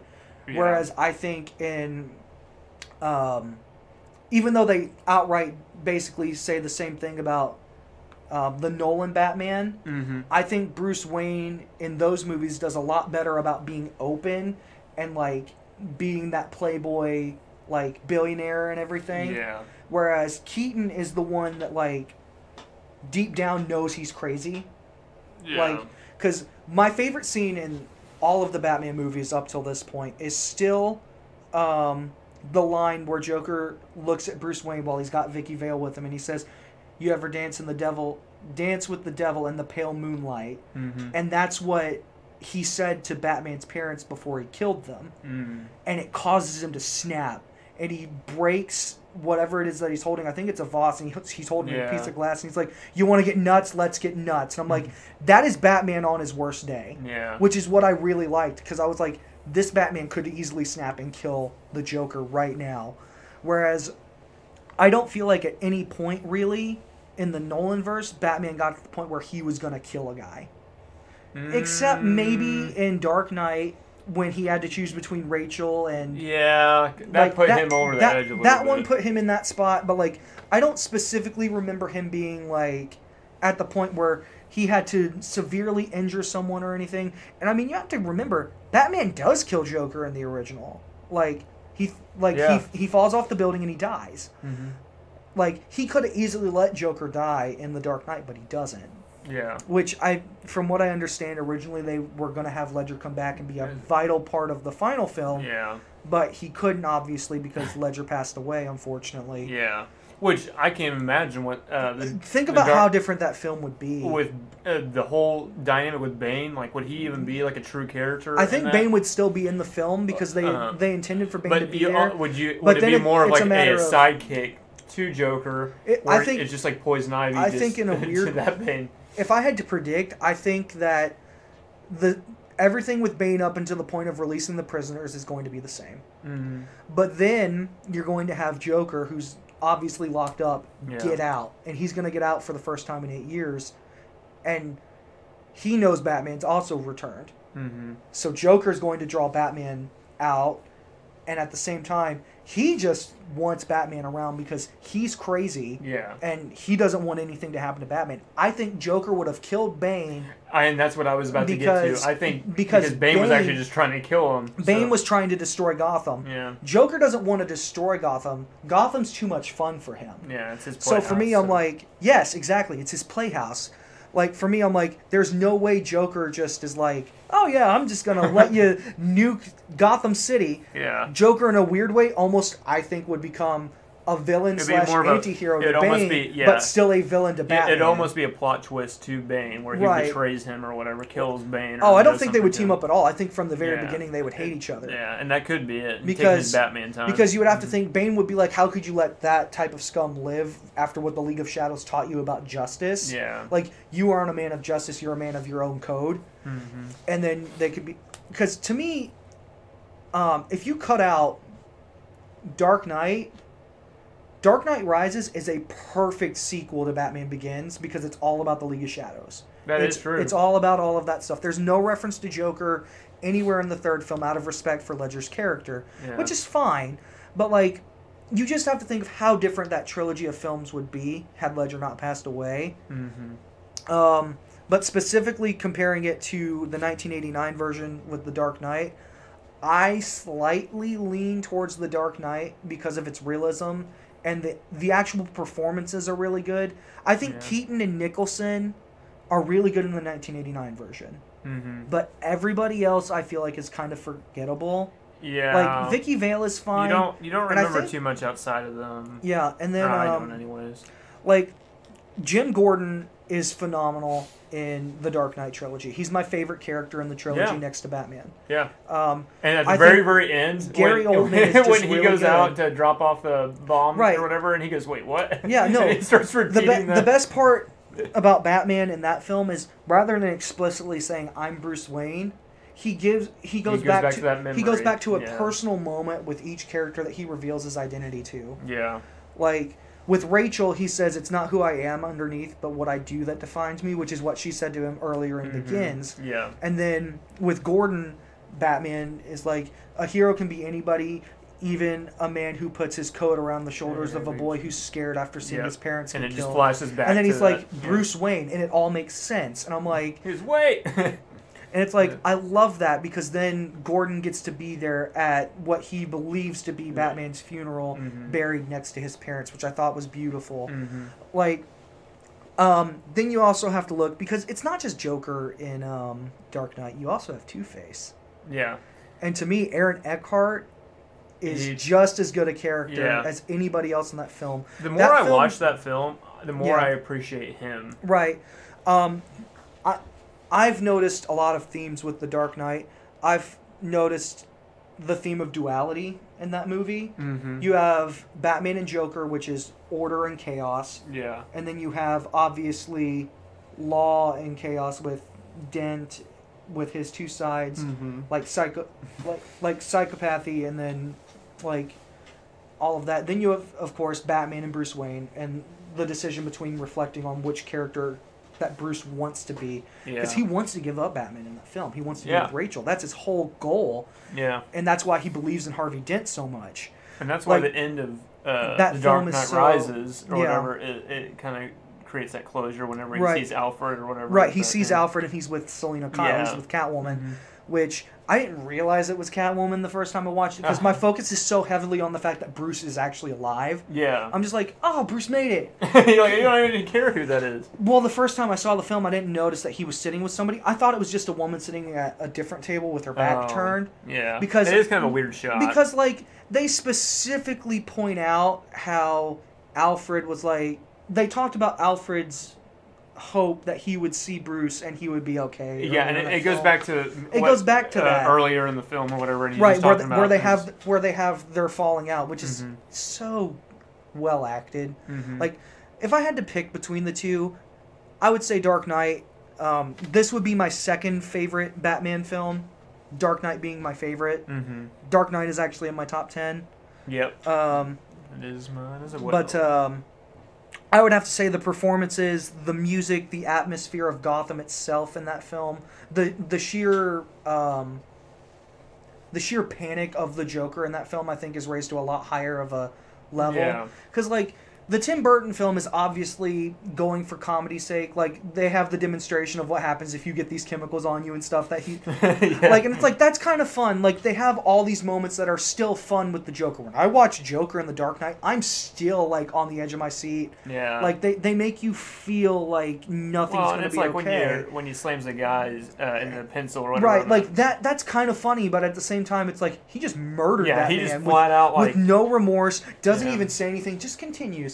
Right, he has so many moments where he snaps the pool sticks and he's like, we're gonna have tryouts, and he just like it's so unpredictable. Right, like he's just so unpredictable. Like with Nicholson's Joker, it's like he's kind of unpredictable, but in a lot of ways, he's like going for. Right, you don't feel like he's as harmful as Ledger's Joker. Ledger's Joker is just insane and will kill anybody for the sake of killing them. Yeah, like. He killed one of his own guys with a foam bomb that he put into his stomach. Like, and he intentionally got caught. Nicholson's Joker wasn't at that level of being, I guess, woke. Intricate, yeah. Oh, I'm going to get caught by the police. That way I can initiate this part of my plan.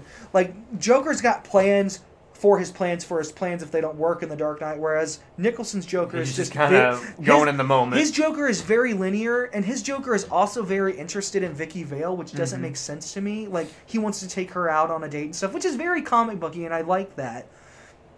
But Ledger's Joker is just all about chaos. Yeah. And I think that was just the theme that more people could relate to / get behind.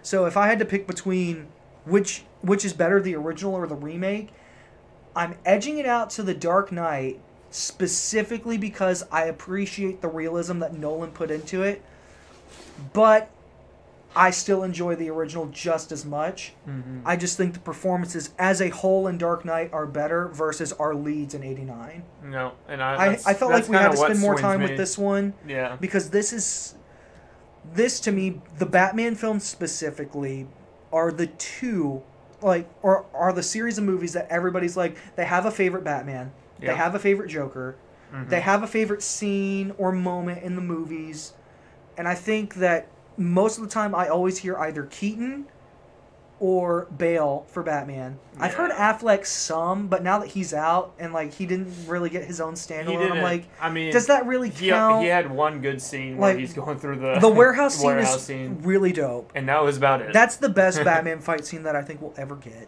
Whew. Yeah. But like to me, I'm like, that's not enough for Batman. Like, I think that Keaton is the better Batman and the better Wayne. But I think all the other characters surrounding Christian Bale only make him look better by comparison because everything else is so solid. Yeah. I would say Dark Knight as a movie is better in almost every other way than the two leads from the original and capturing the comic atmosphere. Yeah. We'll have some closure on that. We'll leave it at that. So now we're going into the counterpart from DC to Marvel, which is Spider-Man. Okay. Now, Tobey Maguire all the way. Okay. Nothing else. Wow. Okay. So, let's start off. Rank them as Peter Parker and Spider-Man together from least favorite to favorite. I'll let you start. So be like, my favorite Peter Parker is this version of the character. Oh. And then do it for Spider-Man as well. Because everybody always has that argument that, well, Tobey played a good Peter, but his Spider-Man wasn't as good. Or you hear, Andrew Garfield's Peter Parker wasn't that great, but I really liked him as Spider-Man. And I'm just like... I don't know if it's because a lot I was like growing Batman. up. Yeah, with Tobey, I really like Tobey Maguire. Now the third one where he goes through the emo phase and all that, which I heard a thing about. I actually understand that scene a lot more now because it's like that's what Peter perceives as cool. So like, there was a news. There was like a news thing I watched. This is a little bit sidetracked here, but I watched this thing where they were doing like a movie review on a news station. Yeah. And that's when emo was like a big thing. Yeah, whenever that came out. And so they were talking about it. It was mid-2000s. And they're warning the parents. They're like, if your kids are starting to get in the emo thing, or if you don't let them watch Spider-Man. Don't let them watch it because they have some emo jesters or something like that. And I was like, what? His dance. I'm like and you got the long hair thing. I love the callback to that from Into the Spider-Verse, and he's like, we don't talk about this. I think that's brilliant, just because Spider-Verse is so clever. But we're talking about Tobey. Yes. So I think the actual Spider-Man, maybe Tom Holland. Yeah. And then, see, I don't want to nitpick Andrew Garfield out of this, but he's just kind of a middle ground for both of them. For me, I feel like, I agree. I think Andrew Garfield is the weakest at both. He didn't have a strong suit in either one, which I don't think his villains are as fun. And he didn't know that he was going to get gypped. I think if he would have gotten a third film, maybe a generation gap, probably. So yeah, the problem is there wasn't a whole lot of time between Spider-Man 3 and Amazing Spider-Man 1. There wasn't. I think it was maybe 4 years. I was thinking 3, so... Maybe, it might actually be 3 because it went into production and everything. Yeah, once they officially picked him out. Because to me, I'm like... Because that was 05, 08. Spider-Man 3 came out in, I think, 07. And then... 07. And then... so then Amazing Spider-Man came out in 2011. So 4 years from the time the films came out. But you have to think, they originally... At least a year and a half they were still planning on a Spider-Man 4 with... Tobey Maguire. And there was reasons that they backed out. One, they felt like the third film didn't perform as well as they expected.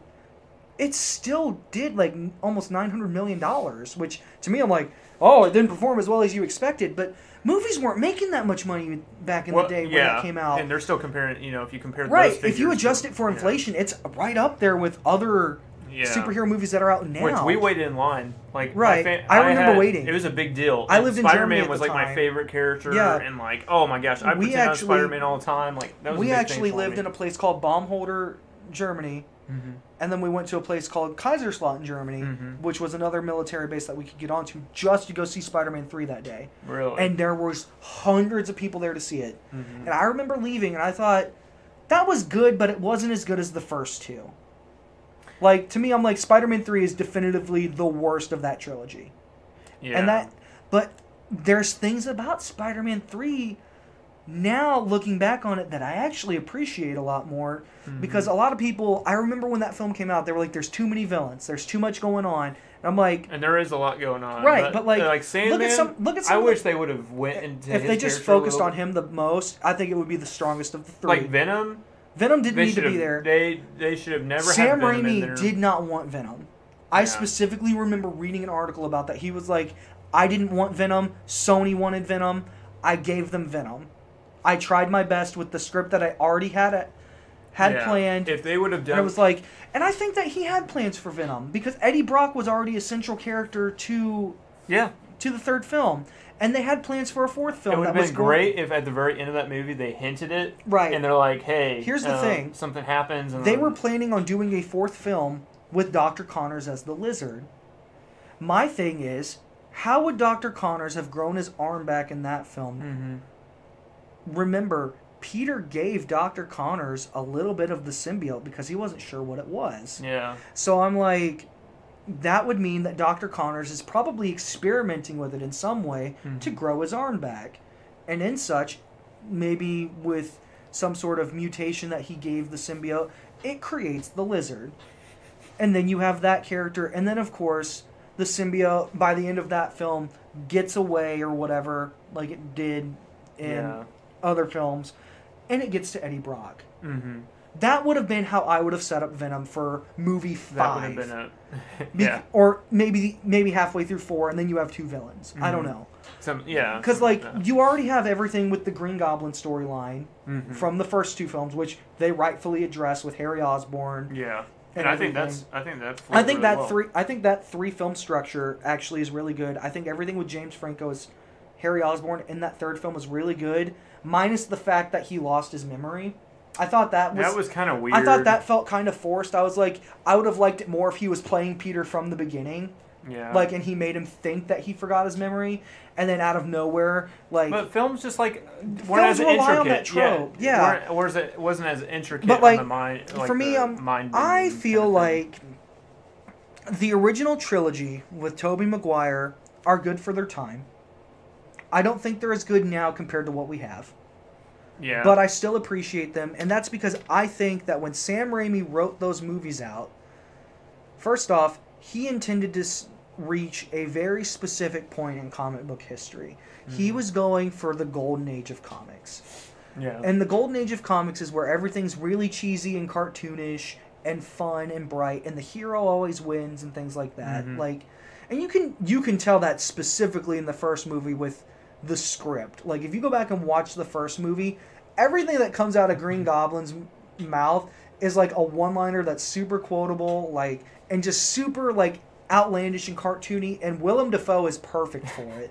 Like, William Dafoe in movies just cracks me up. I don't know why. No, like, he gets me. everything about him as Green Goblin is like, this screams comic booky. Well, this when screams, he's looking in like, the mirror at himself and he's like talking to himself. Right, or like when he's at like the board meeting and he can't control himself, and he's like, I started this company.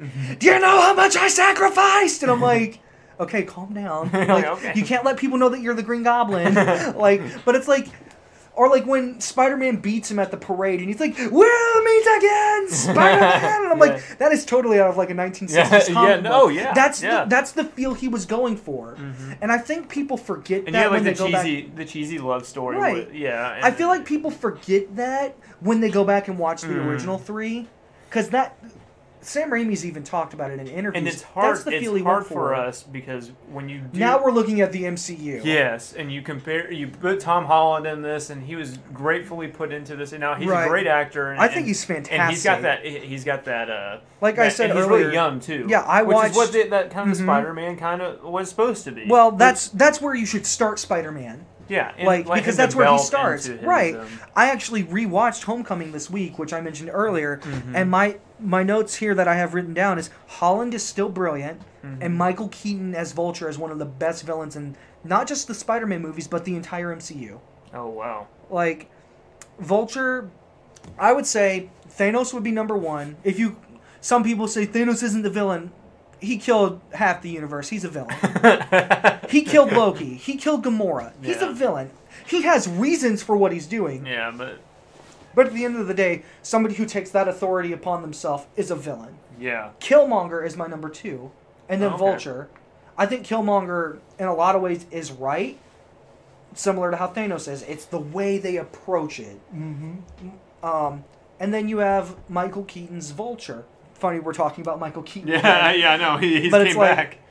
But that just shows you the longevity of him as an actor. But Which is crazy to think yeah, about. his first superhero outing was in 1989, and then here he comes in 2016, still cranking out Batman or Spider-Man movies. And honestly, sidebar: if we got a Batman Beyond movie, Michael Keaton better play Batman because he's old enough to play old Bruce Wayne. That and is then get Terry true. McGinnis. They If just- somebody from Warner Brothers is listening to this, I just gave you $1 million idea. Bring him back. Bring him back one more time. Anyway, That would sell some tickets. I think that'd be fun if you were like, "Oh yeah, this is connected to that Batman." Like all the people way would be back. like, "Who the crap is Batman anymore?" Yeah. No one would have any idea. It's whatever. Batman was different almost every movie. Oh yeah. See, that's the difference with Spider-Man, though. Only 3 people have played Spider-Man. If we look at Batman, let's see, we had Well, you got the classic Spider-Man movies. right. You Way back. have Tobey Maguire, Andrew Garfield, and then you have Tom Holland. We only have 3 actors for Spider-Man. Yeah. But those came out so close together. But Batman's just as bad about that. Like, you had the Keaton films. You had 2 Keaton films. You had Val Kilmer as Batman. Then you had George Clooney. I forgot about. And then you had, Christian Bale. And now you had Ben Affleck. That's 5. Ben Affleck is out. So the next Batman, that makes 6. That's twice the amount of Batman as there are Spider-Man. Yeah. Like, but everybody's almost like... But the but I time that feel we've like- had these Spider-Man movies Right. is like condensed. It's a lot more condensed, but you have to think. Original Batman came out in 1989. Then you had Batman Returns in, I think, 1991, 1992, early Something like 90s. that. Yeah. Then, like, 95, 96, you had Batman Forever. And then 97 was Batman and Robin. It went away till 2005. So you had a little bit of a jump. Yeah. But, like, you have to think. You got, like, let's see. You had an 8-year jump Yeah. between the two. You had a 4-year jump between Maguire and Garfield. Yeah. And then you had a 4-year 3 jump. was You had a it 4-year 4? jump, Okay. unless you count Civil War.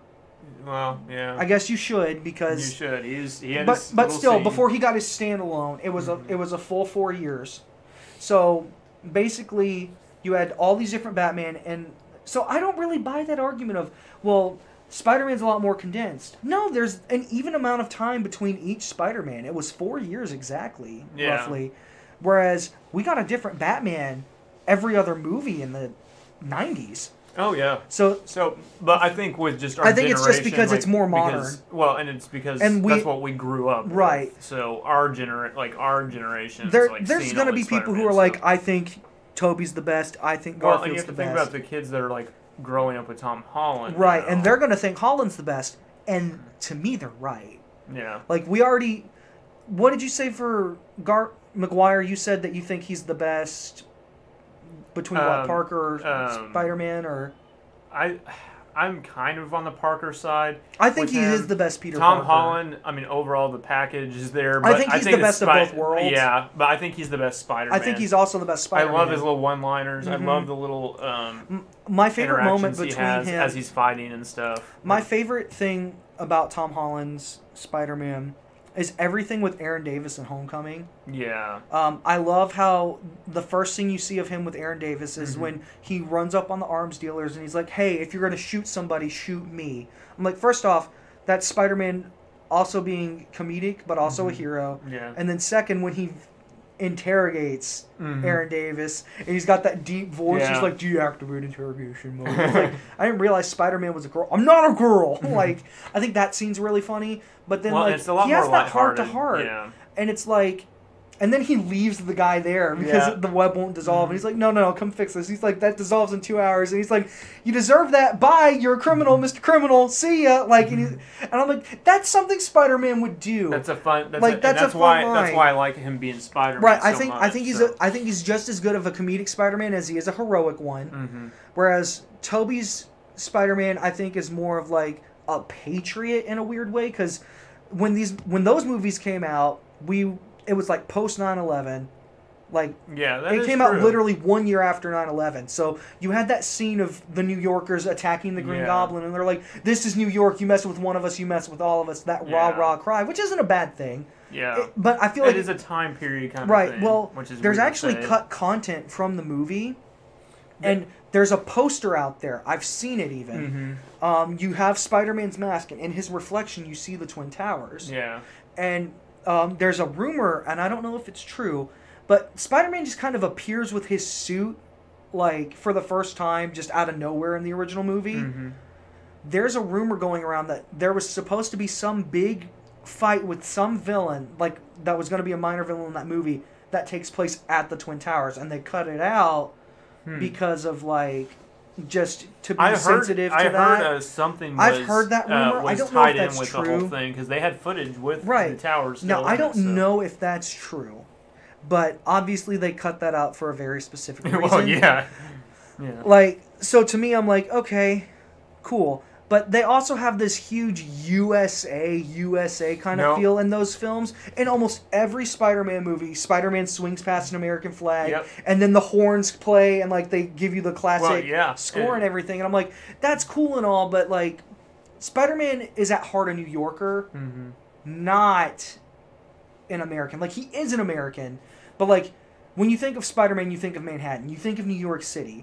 And I think Tom Holland's movies, and even Andrew Garfield's movies, actually do a really good job of that. Yeah. Like, Holland's movies are very down-to-earth about him being in Manhattan and everything. Like, he even is like, I can't go to Germany. Like, I've got homework. I've got stuff that I have to do in Manhattan. A lot more. And, like, at the beginning of Homecoming, he's, like, on his phone, and he's like, I'm ready for my next mission. I think Manhattan's fine for now. But then at the end of the movie, he's like, "No, I need to stay on the ground. I need to look out for the little guy." Whereas I feel like Maguire's films have almost this bigger approach of Spider-Man's this unique hero. Yeah. Like, there's nobody else like Spider-Man in the original trilogy, and that's because, of course, you don't have the MCU. Yeah, and you don't have. But they like, don't even.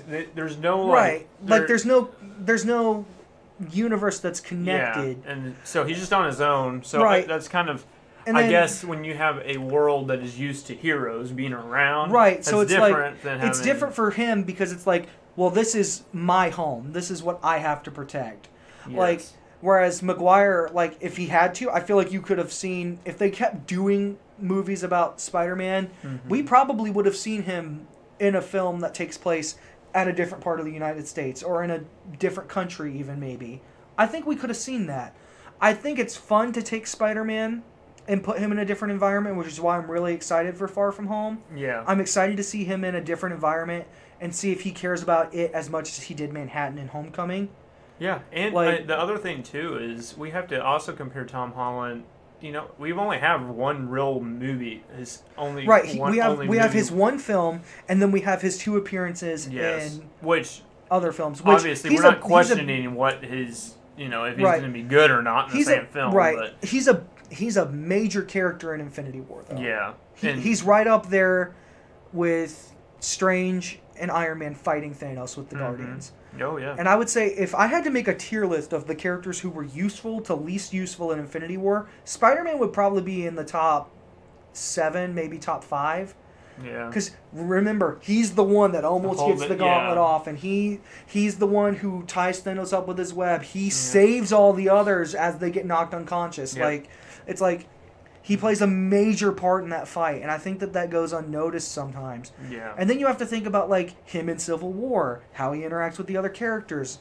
Like, I think that he's just the total package of what Spider-Man looks like coming from the comics. And I think that's what people visualize. I think him so too. Interacting with other heroes. Yeah, because I mean, in the comics, they made it come to life. Yeah. They haven't gotten to the Fantastic Four yet in the MCU, but I think they will. At some point, they will. Now that this Fox deal is going through the motions right now, I think we're going to see Spider-Man, because in the comics, Spider-Man actually joins up with the Fantastic Four for a little bit. Which is crazy to think about, right. like how those could even ever be intertwined. That's because he's really good friends with the Human Torch. Yeah. He's really close with Daredevil because they're all Manhattan characters. Yeah. Like, and I'm like, that's really what is fun. Gonna be, what's kind of sad about it is that the Fantastic Four didn't get to be intertwined with, the first... I think they'll introduce them, and then the best way to do it to me would be to have the Fantastic Four with Spider-Man as a side character in the movie. Kind of like how in Homecoming they had Iron Man as the side character. Yeah, and you like he doesn't have to be a major character. It helps start to tie them in. It helps tie them in. It helps create this web that all these movies are connected. Yeah. And I think that'll be what they do. Like, what are they going to do when the Fantastic Four comes in after everything that happens in Infinity War Part 2? Right. Like, what? I don't know, but like how do you... It's just where were stuff you guys that, at? You know? It's just stuff that I'm like... We already know that this is coming down the line. Like, we know that's in the future. Like, Marvel has plans to bring in the X-Men and the Fantastic Four. You got Captain Marvel coming in, and you got all these other characters. So if they can tie the Fantastic Four in, that would be just a whole other element. That distinctly automatically means that Spider-Man's going to be tied to the Fantastic Four because of comic history, specifically his relationship with Human Torch. Mm-hmm. Which both of those personalities would be. Oh, it's gonna be so much fun. I don't know who they're gonna get, but they haven't led me astray on any casting so far for their heroes or their villains, really. Because nothing's official just yet. Nothing's official yet. They're probably. But I think that's going to be in good hands, and I think Spider-Man will be a central character moving forward in the MCU, and that just shows how good Tom Holland is. Yeah. Well, and he's so young too. Like, he's super young. I think he's going to be a character, hopefully for the next 5 to 7 more years. I think probably maybe even up to 10. It just depends because if they end up introducing Miles Morales, which they've teased, him kind of going. They've teased him because Aaron Davis is his uncle. It's like we could see Miles Morales in the future, which means that we might also see the death of Peter Parker. Yeah. Which is heartbreaking. Crazy to think about because if they advance that so quick, everybody loves Tom Holland. Right, there's so much going on. Like, how long do we keep Tom Holland before people are like, okay, we've gotten enough Tom Holland? Because I feel like after 2 movies, people felt like they had enough of Andrew Garfield. Yeah. Which we haven't talked about him as much. Because there's a reason why we haven't. He's just kind of in the middle thing. He wasn't a strong enough character. I think almost every aspect about the Amazing Spider-Man films is the weakest of the 3. Yeah. Like, I don't want to end this main topic on a downer, but Andrew Garfield's Peter Parker sucks, I think. I think his motives for becoming Spider-Man aren't out of wanting to be a hero, and aren't out of doing something for himself. It's out of revenge. Yeah. And that's a key point of the film. And they center that around it, and then, by the time that he meets with Gwen Stacy's dad, he calls him out even. He's like, and that whole line with Gwen Stacy and him is just kind of weird in itself. He's like, this Spider-Man guy, he's not a hero. He's a criminal. He's going around and he's beating up these guys that he's looking for. He's out for revenge. He's not doing these things to be heroic. At this point, Spider-Man already has his suit. Spider-Man's swinging around and doing things. But, when he stops the carjacker guy, and he has him webbed up to the wall before the cops show up, Spider-Man's, prepared to kill that guy if that's the guy with the tattoo. Because he even says, this could have gotten a lot worse. Yeah. And I'm like, that is not what Spider-Man would say. Yeah. And that's even a parallel to Toby. Because Toby, he beats up the guy that goes after his uncle. And he's like, what about my uncle? Did you give him a chance? I don't think Toby would have killed him, but we'll never know because that guy backed out of the window and fell down and died. Yeah, in my mind, I don't see Toby doing it. I see Toby webbing him up and leaving him for the cops. He really wasn't that dark of a character. Even in episode 3, he was just he just went through his little emo thing, which is. But Andrew Garfield's Spider-Man was dark. Yeah.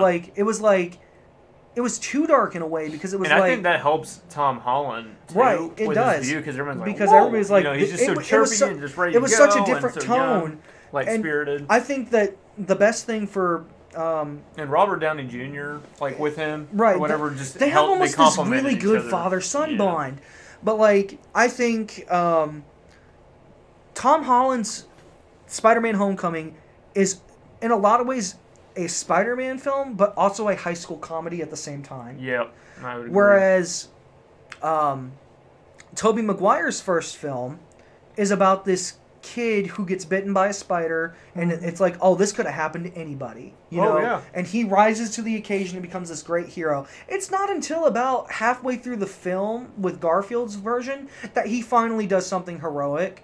Yeah. Which is saving that kid in the burning car on the side of the bridge. Yeah. The Lizard is already on screen running rampant as a villain at that point. And I'm like, are you serious? It took you this long to start doing superhero things? Like, you're running around in your makeup Spider-Man suit beating the crap out of these guys who you don't even know are related to the crime that this guy committed. It just kind of shows on, who. I think it has everything to do with the script. Yep. Like this, because Andrew Garfield's a good actor. Oh yeah. Like I won't deny that he's a good actor, and I think his relationship with Emma Stone's character Gwen Stacy in those movies is actually really solid. And it's like, and maybe that helps because they were in an actual relationship. Yeah. But it's like, I see those characters actually talking that way. Yeah. Like when I think of a relationship, I'm like, they clearly have the best relationship. Well they have the best on-screen relationship of the three films. I think all that stuff is good. The problem is they don't capture nerdy Peter Parker well enough for me to buy it. Oh yeah, no, like, he's more. Was not a nerdy. No, at all. I look at Andrew Garfield and I'm like, holy crap, this is a way different version of Peter Parker than what Tobey Maguire was. Because Tom Holland is, like, clearly a nerd, but, like, I think people can say, yeah, he's a good-looking guy. Yeah. Like, Tobey Maguire, they were like, oh, that's clearly a nerd. Like, that's the guy that you shove into the locker and you make fun of. Oh, yeah. Andrew Garfield's Spider-Man, he looks like just your average guy. He's talking to girls at the start of the movie. He rides a skateboard around. Yeah, he's doing touch-ups for people's photos and stuff. People are coming to him and talking to him and interacting with him. He's standing up to Flash Thompson at the start of that movie. Yeah. Like, the difference is Tom Holland's Spider-Man still gets bullied by Flash Thompson in the movie. Yeah. And he doesn't stand up to him really. He kind of does, but like, it's like the same thing that Uncle Ben told Tobey Maguire's Spider-Man. Just because you can beat him up doesn't mean you should. Yeah. Just because you can embarrass them doesn't mean you should. That's not something a hero should do. More of that moral. But Andrew Garfield does. Andrew Garfield, like, both is cool. He stands up to Flash at the beginning of the film. So, obviously, he's not this bullied outcast. Yeah. Like, which is a big appeal to Peter Parker, which is why people relate to him and they want to see him succeed. Because they all get bullied. Right. Like, well, no. But, like, that's such a huge part of Spider-Man's character before he becomes Spider-Man. That's what everybody thinks of. So it's like, oh, this poor kid, I want him to catch a break. And then, like, you realize how good of a person he is when he finally gets these powers. He doesn't take advantage of them. He helps people who are struggling like he was, and how he still does. Andrew Garfield's Spider-Man gets his powers and then is set out on revenge. Yep. And I'm like, that's really sad. That's taking such an iconic character and twisting it to do something that's just so different from Tobey Maguire. Yeah. So it almost to me feels like those movies didn't need to be made because we still had a good trilogy at the time. Yeah. So it's kind of hard to do because Sony was wanting to push another Spider-Man because it's moneymaker. Well, yeah, at that and point, I haven't even gotten to Amazing Spider-Man 2. Yeah. But like the end of Amazing Spider-Man 1 is actually what pisses me off the most because like when Gwen Stacy's dad dies when the Lizard kills him, he begs Peter, as he's dying, leave Gwen out of your life if this is what you want to be Spider-Man. He's like, leave her out of it. Please don't put my daughter in danger. And he promises to do that. And I'm like, okay. But no, like, you actually think he's going to go through with it. He breaks up with her and everything. And, like, it's like, wow, Peter's doing the right thing. He's doing the heroic thing. Yeah. He's doing what makes sense. But then by the end, you realize that Peter Parker has not learned any sort of lesson in this movie. Mm-hmm. Because at the end of the movie, he decides, I'm going to get back with Gwen Stacy. Because his Aunt May is like, oh, that girl's cute. You should go out with her. That's exactly what happens. And I'm like, are you serious, Peter? You didn't learn anything. And now you're putting this girl that you care about at risk. And what happens in the second movie? He pays for that mistake. Yeah. Which is kind of poetic.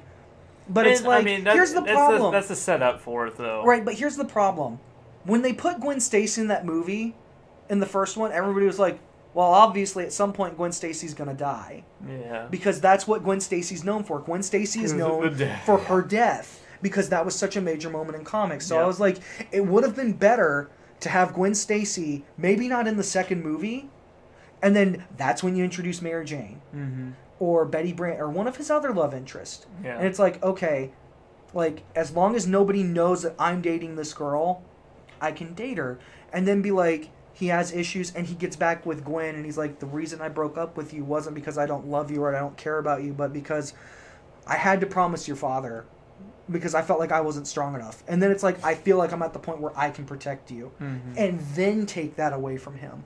Build that up over the course of the second movie rather than just shooing it in at the end of the first. That way there is tension between the two characters. Because they fight and stuff in the second movie, but it doesn't feel like it's earned. Like, their relationship doesn't feel earned. They separate, they get back together. They separate, they get back together. And I'm like, if they started off that film separated, and then they get back together, and then right after that, the Goblin takes her and rips her away from him again.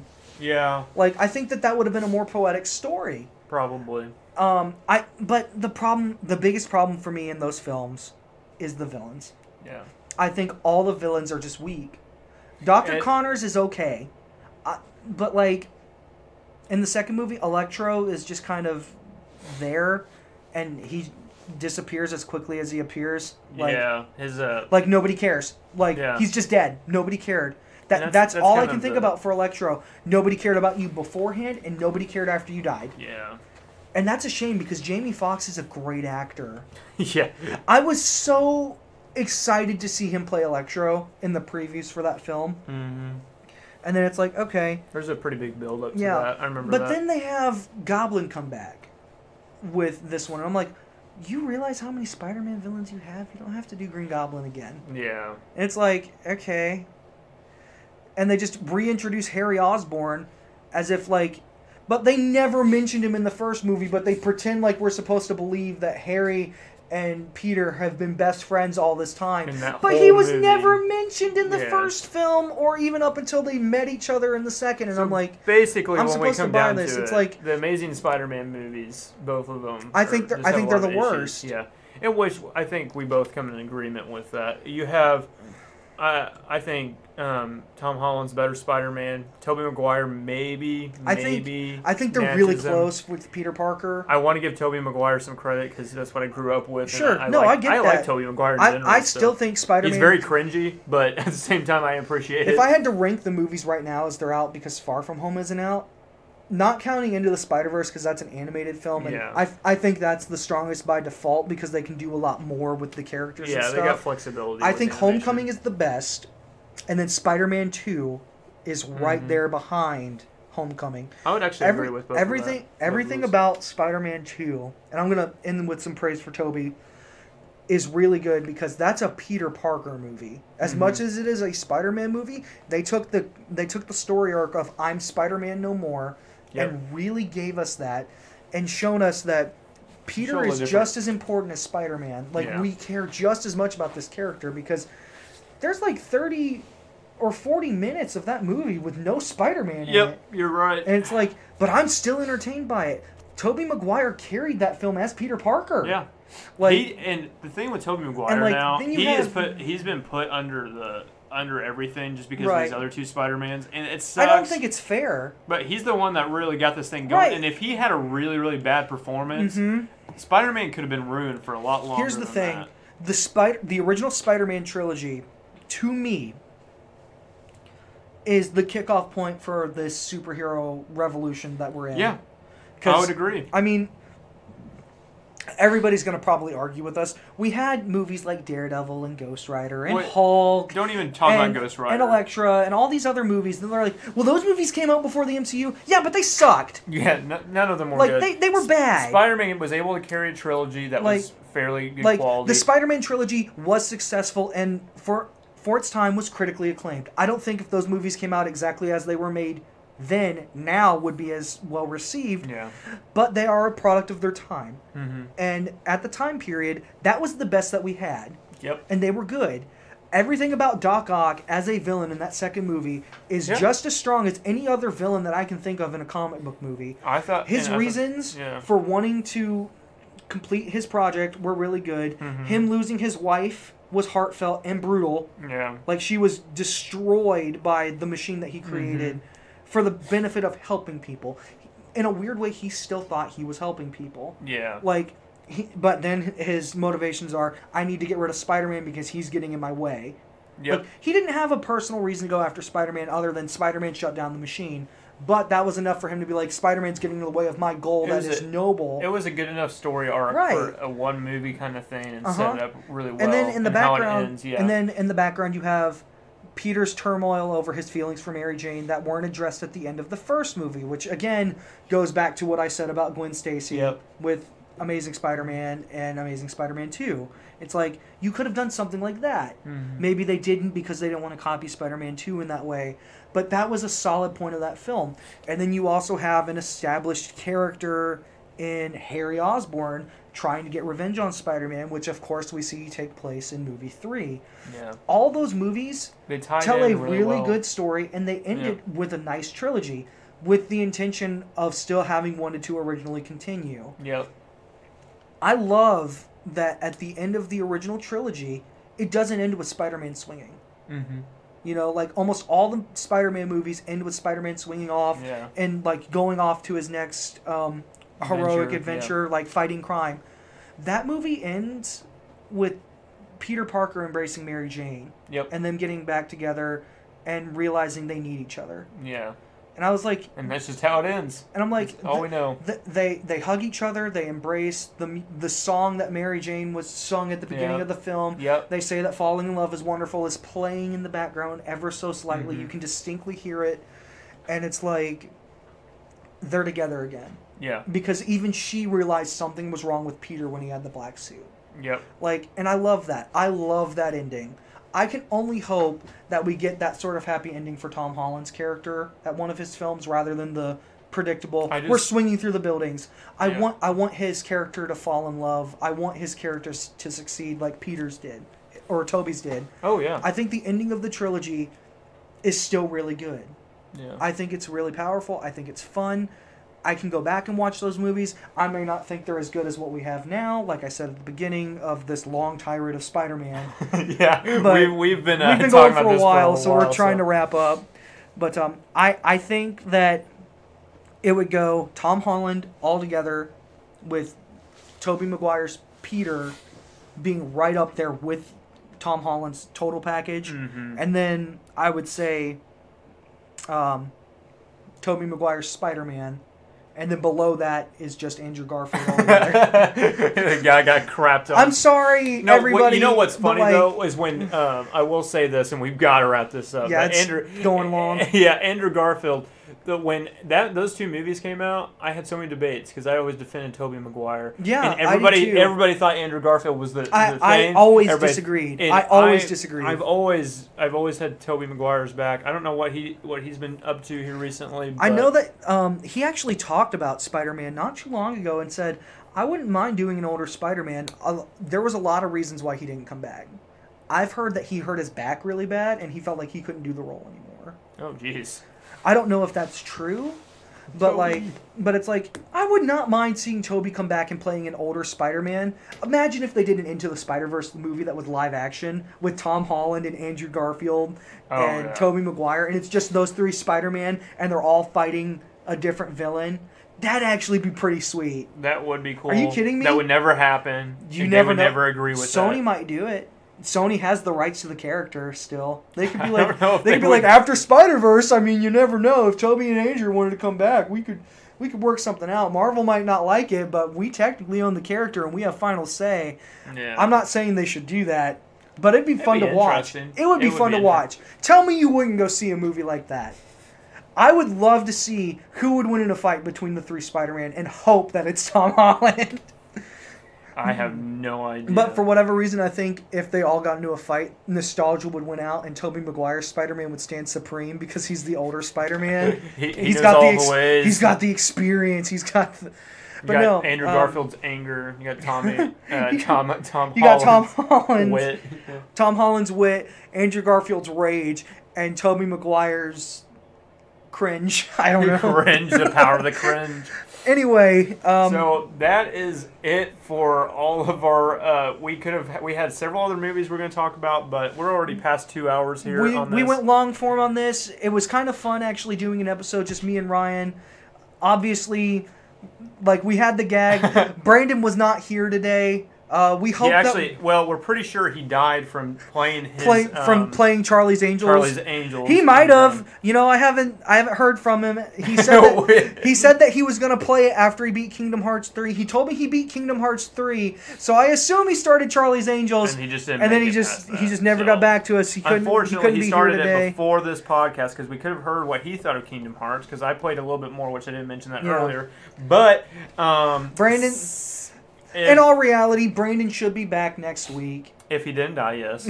I'm still going to keep that up in the air. I mean, any of us could die within a week. Oh, good. Zach. You never know when you're going to go. Anyway, listen, this is the end of the episode. We hope that you enjoyed myself and Ryan today. We wanted to do something a little different and give you just films that we felt we could argue between what was better between the original and the remake. And tell us, especially with the Batman, and especially the Spider-Man topic. Yeah, give what us is your favorite opinion. Spider-Man? Who's your favorite Batman? Yeah, and who's your favorite Batman? And what about these Disney films? Like, which version do you like more? What remake or original do you think is superior? Give us comments. Give us feedback. Tell us what you like. Tell us what you don't like. Yep. Follow us on Spotify, on SoundCloud, on YouTube, on Facebook. Everything's at Nothing iTunes, Coherent. Yeah. Don't forget about old iTunes, and then let's see. Oh, we're on Google Play. Anybody that has a Google Play account that doesn't have anything else, we're also on there. So. We are there. Yes. We may not be getting the hits there, but hey, I don't know. But we are there for you Google Play enthusiasts who are out there. There's a way to listen for everybody, and we want to try to be on every platform for you guys. Yes. We're working incredibly hard at that. Ryan's been doing a good job with getting everything up wherever he can. Yep, and we're trying to get out, so by Monday morning, you should always have an episode waiting for you. Typically, sometimes we record Sunday afternoon. We try to get it out to you Sunday morning, at least on one Monday of morning. those. Yes. So, and then check us out on Twitter. It's Coherent Nothing, and then Instagram is Nothing Coherent. Facebook is Nothing Coherent. You can also email us at nothingcoherent@gmail.com if you have any ideas for us. We are open to things. There's a couple of big announcements that are coming up soon. I haven't even got to tell Zach or Brandon what they are completely. Oh, really? So there's a couple of things that are kind of coming up here soon. We got a couple cool ideas and a couple things for you guys that's going to be awesome coming up soon. So keep on listening to us. We'll have another episode out by, we'll have this episode coming out Monday, and then we'll have our normal show. Hopefully, if we can, hopefully Brandon survives the Charlie Angels. He may not beat the game. I have no idea what happened. We'll see. Or if the game defeated him, we'll let you guys know. And I don't know how we're going to handle that exactly, but either way, we'll figure out something. Other than that, I hope you guys enjoyed the show. Give us the feedback. Give us a thumbs up or a like or a follow or whatever your platform you're on. And like I said, thank you for watching, and have a good night. Thank you, guys.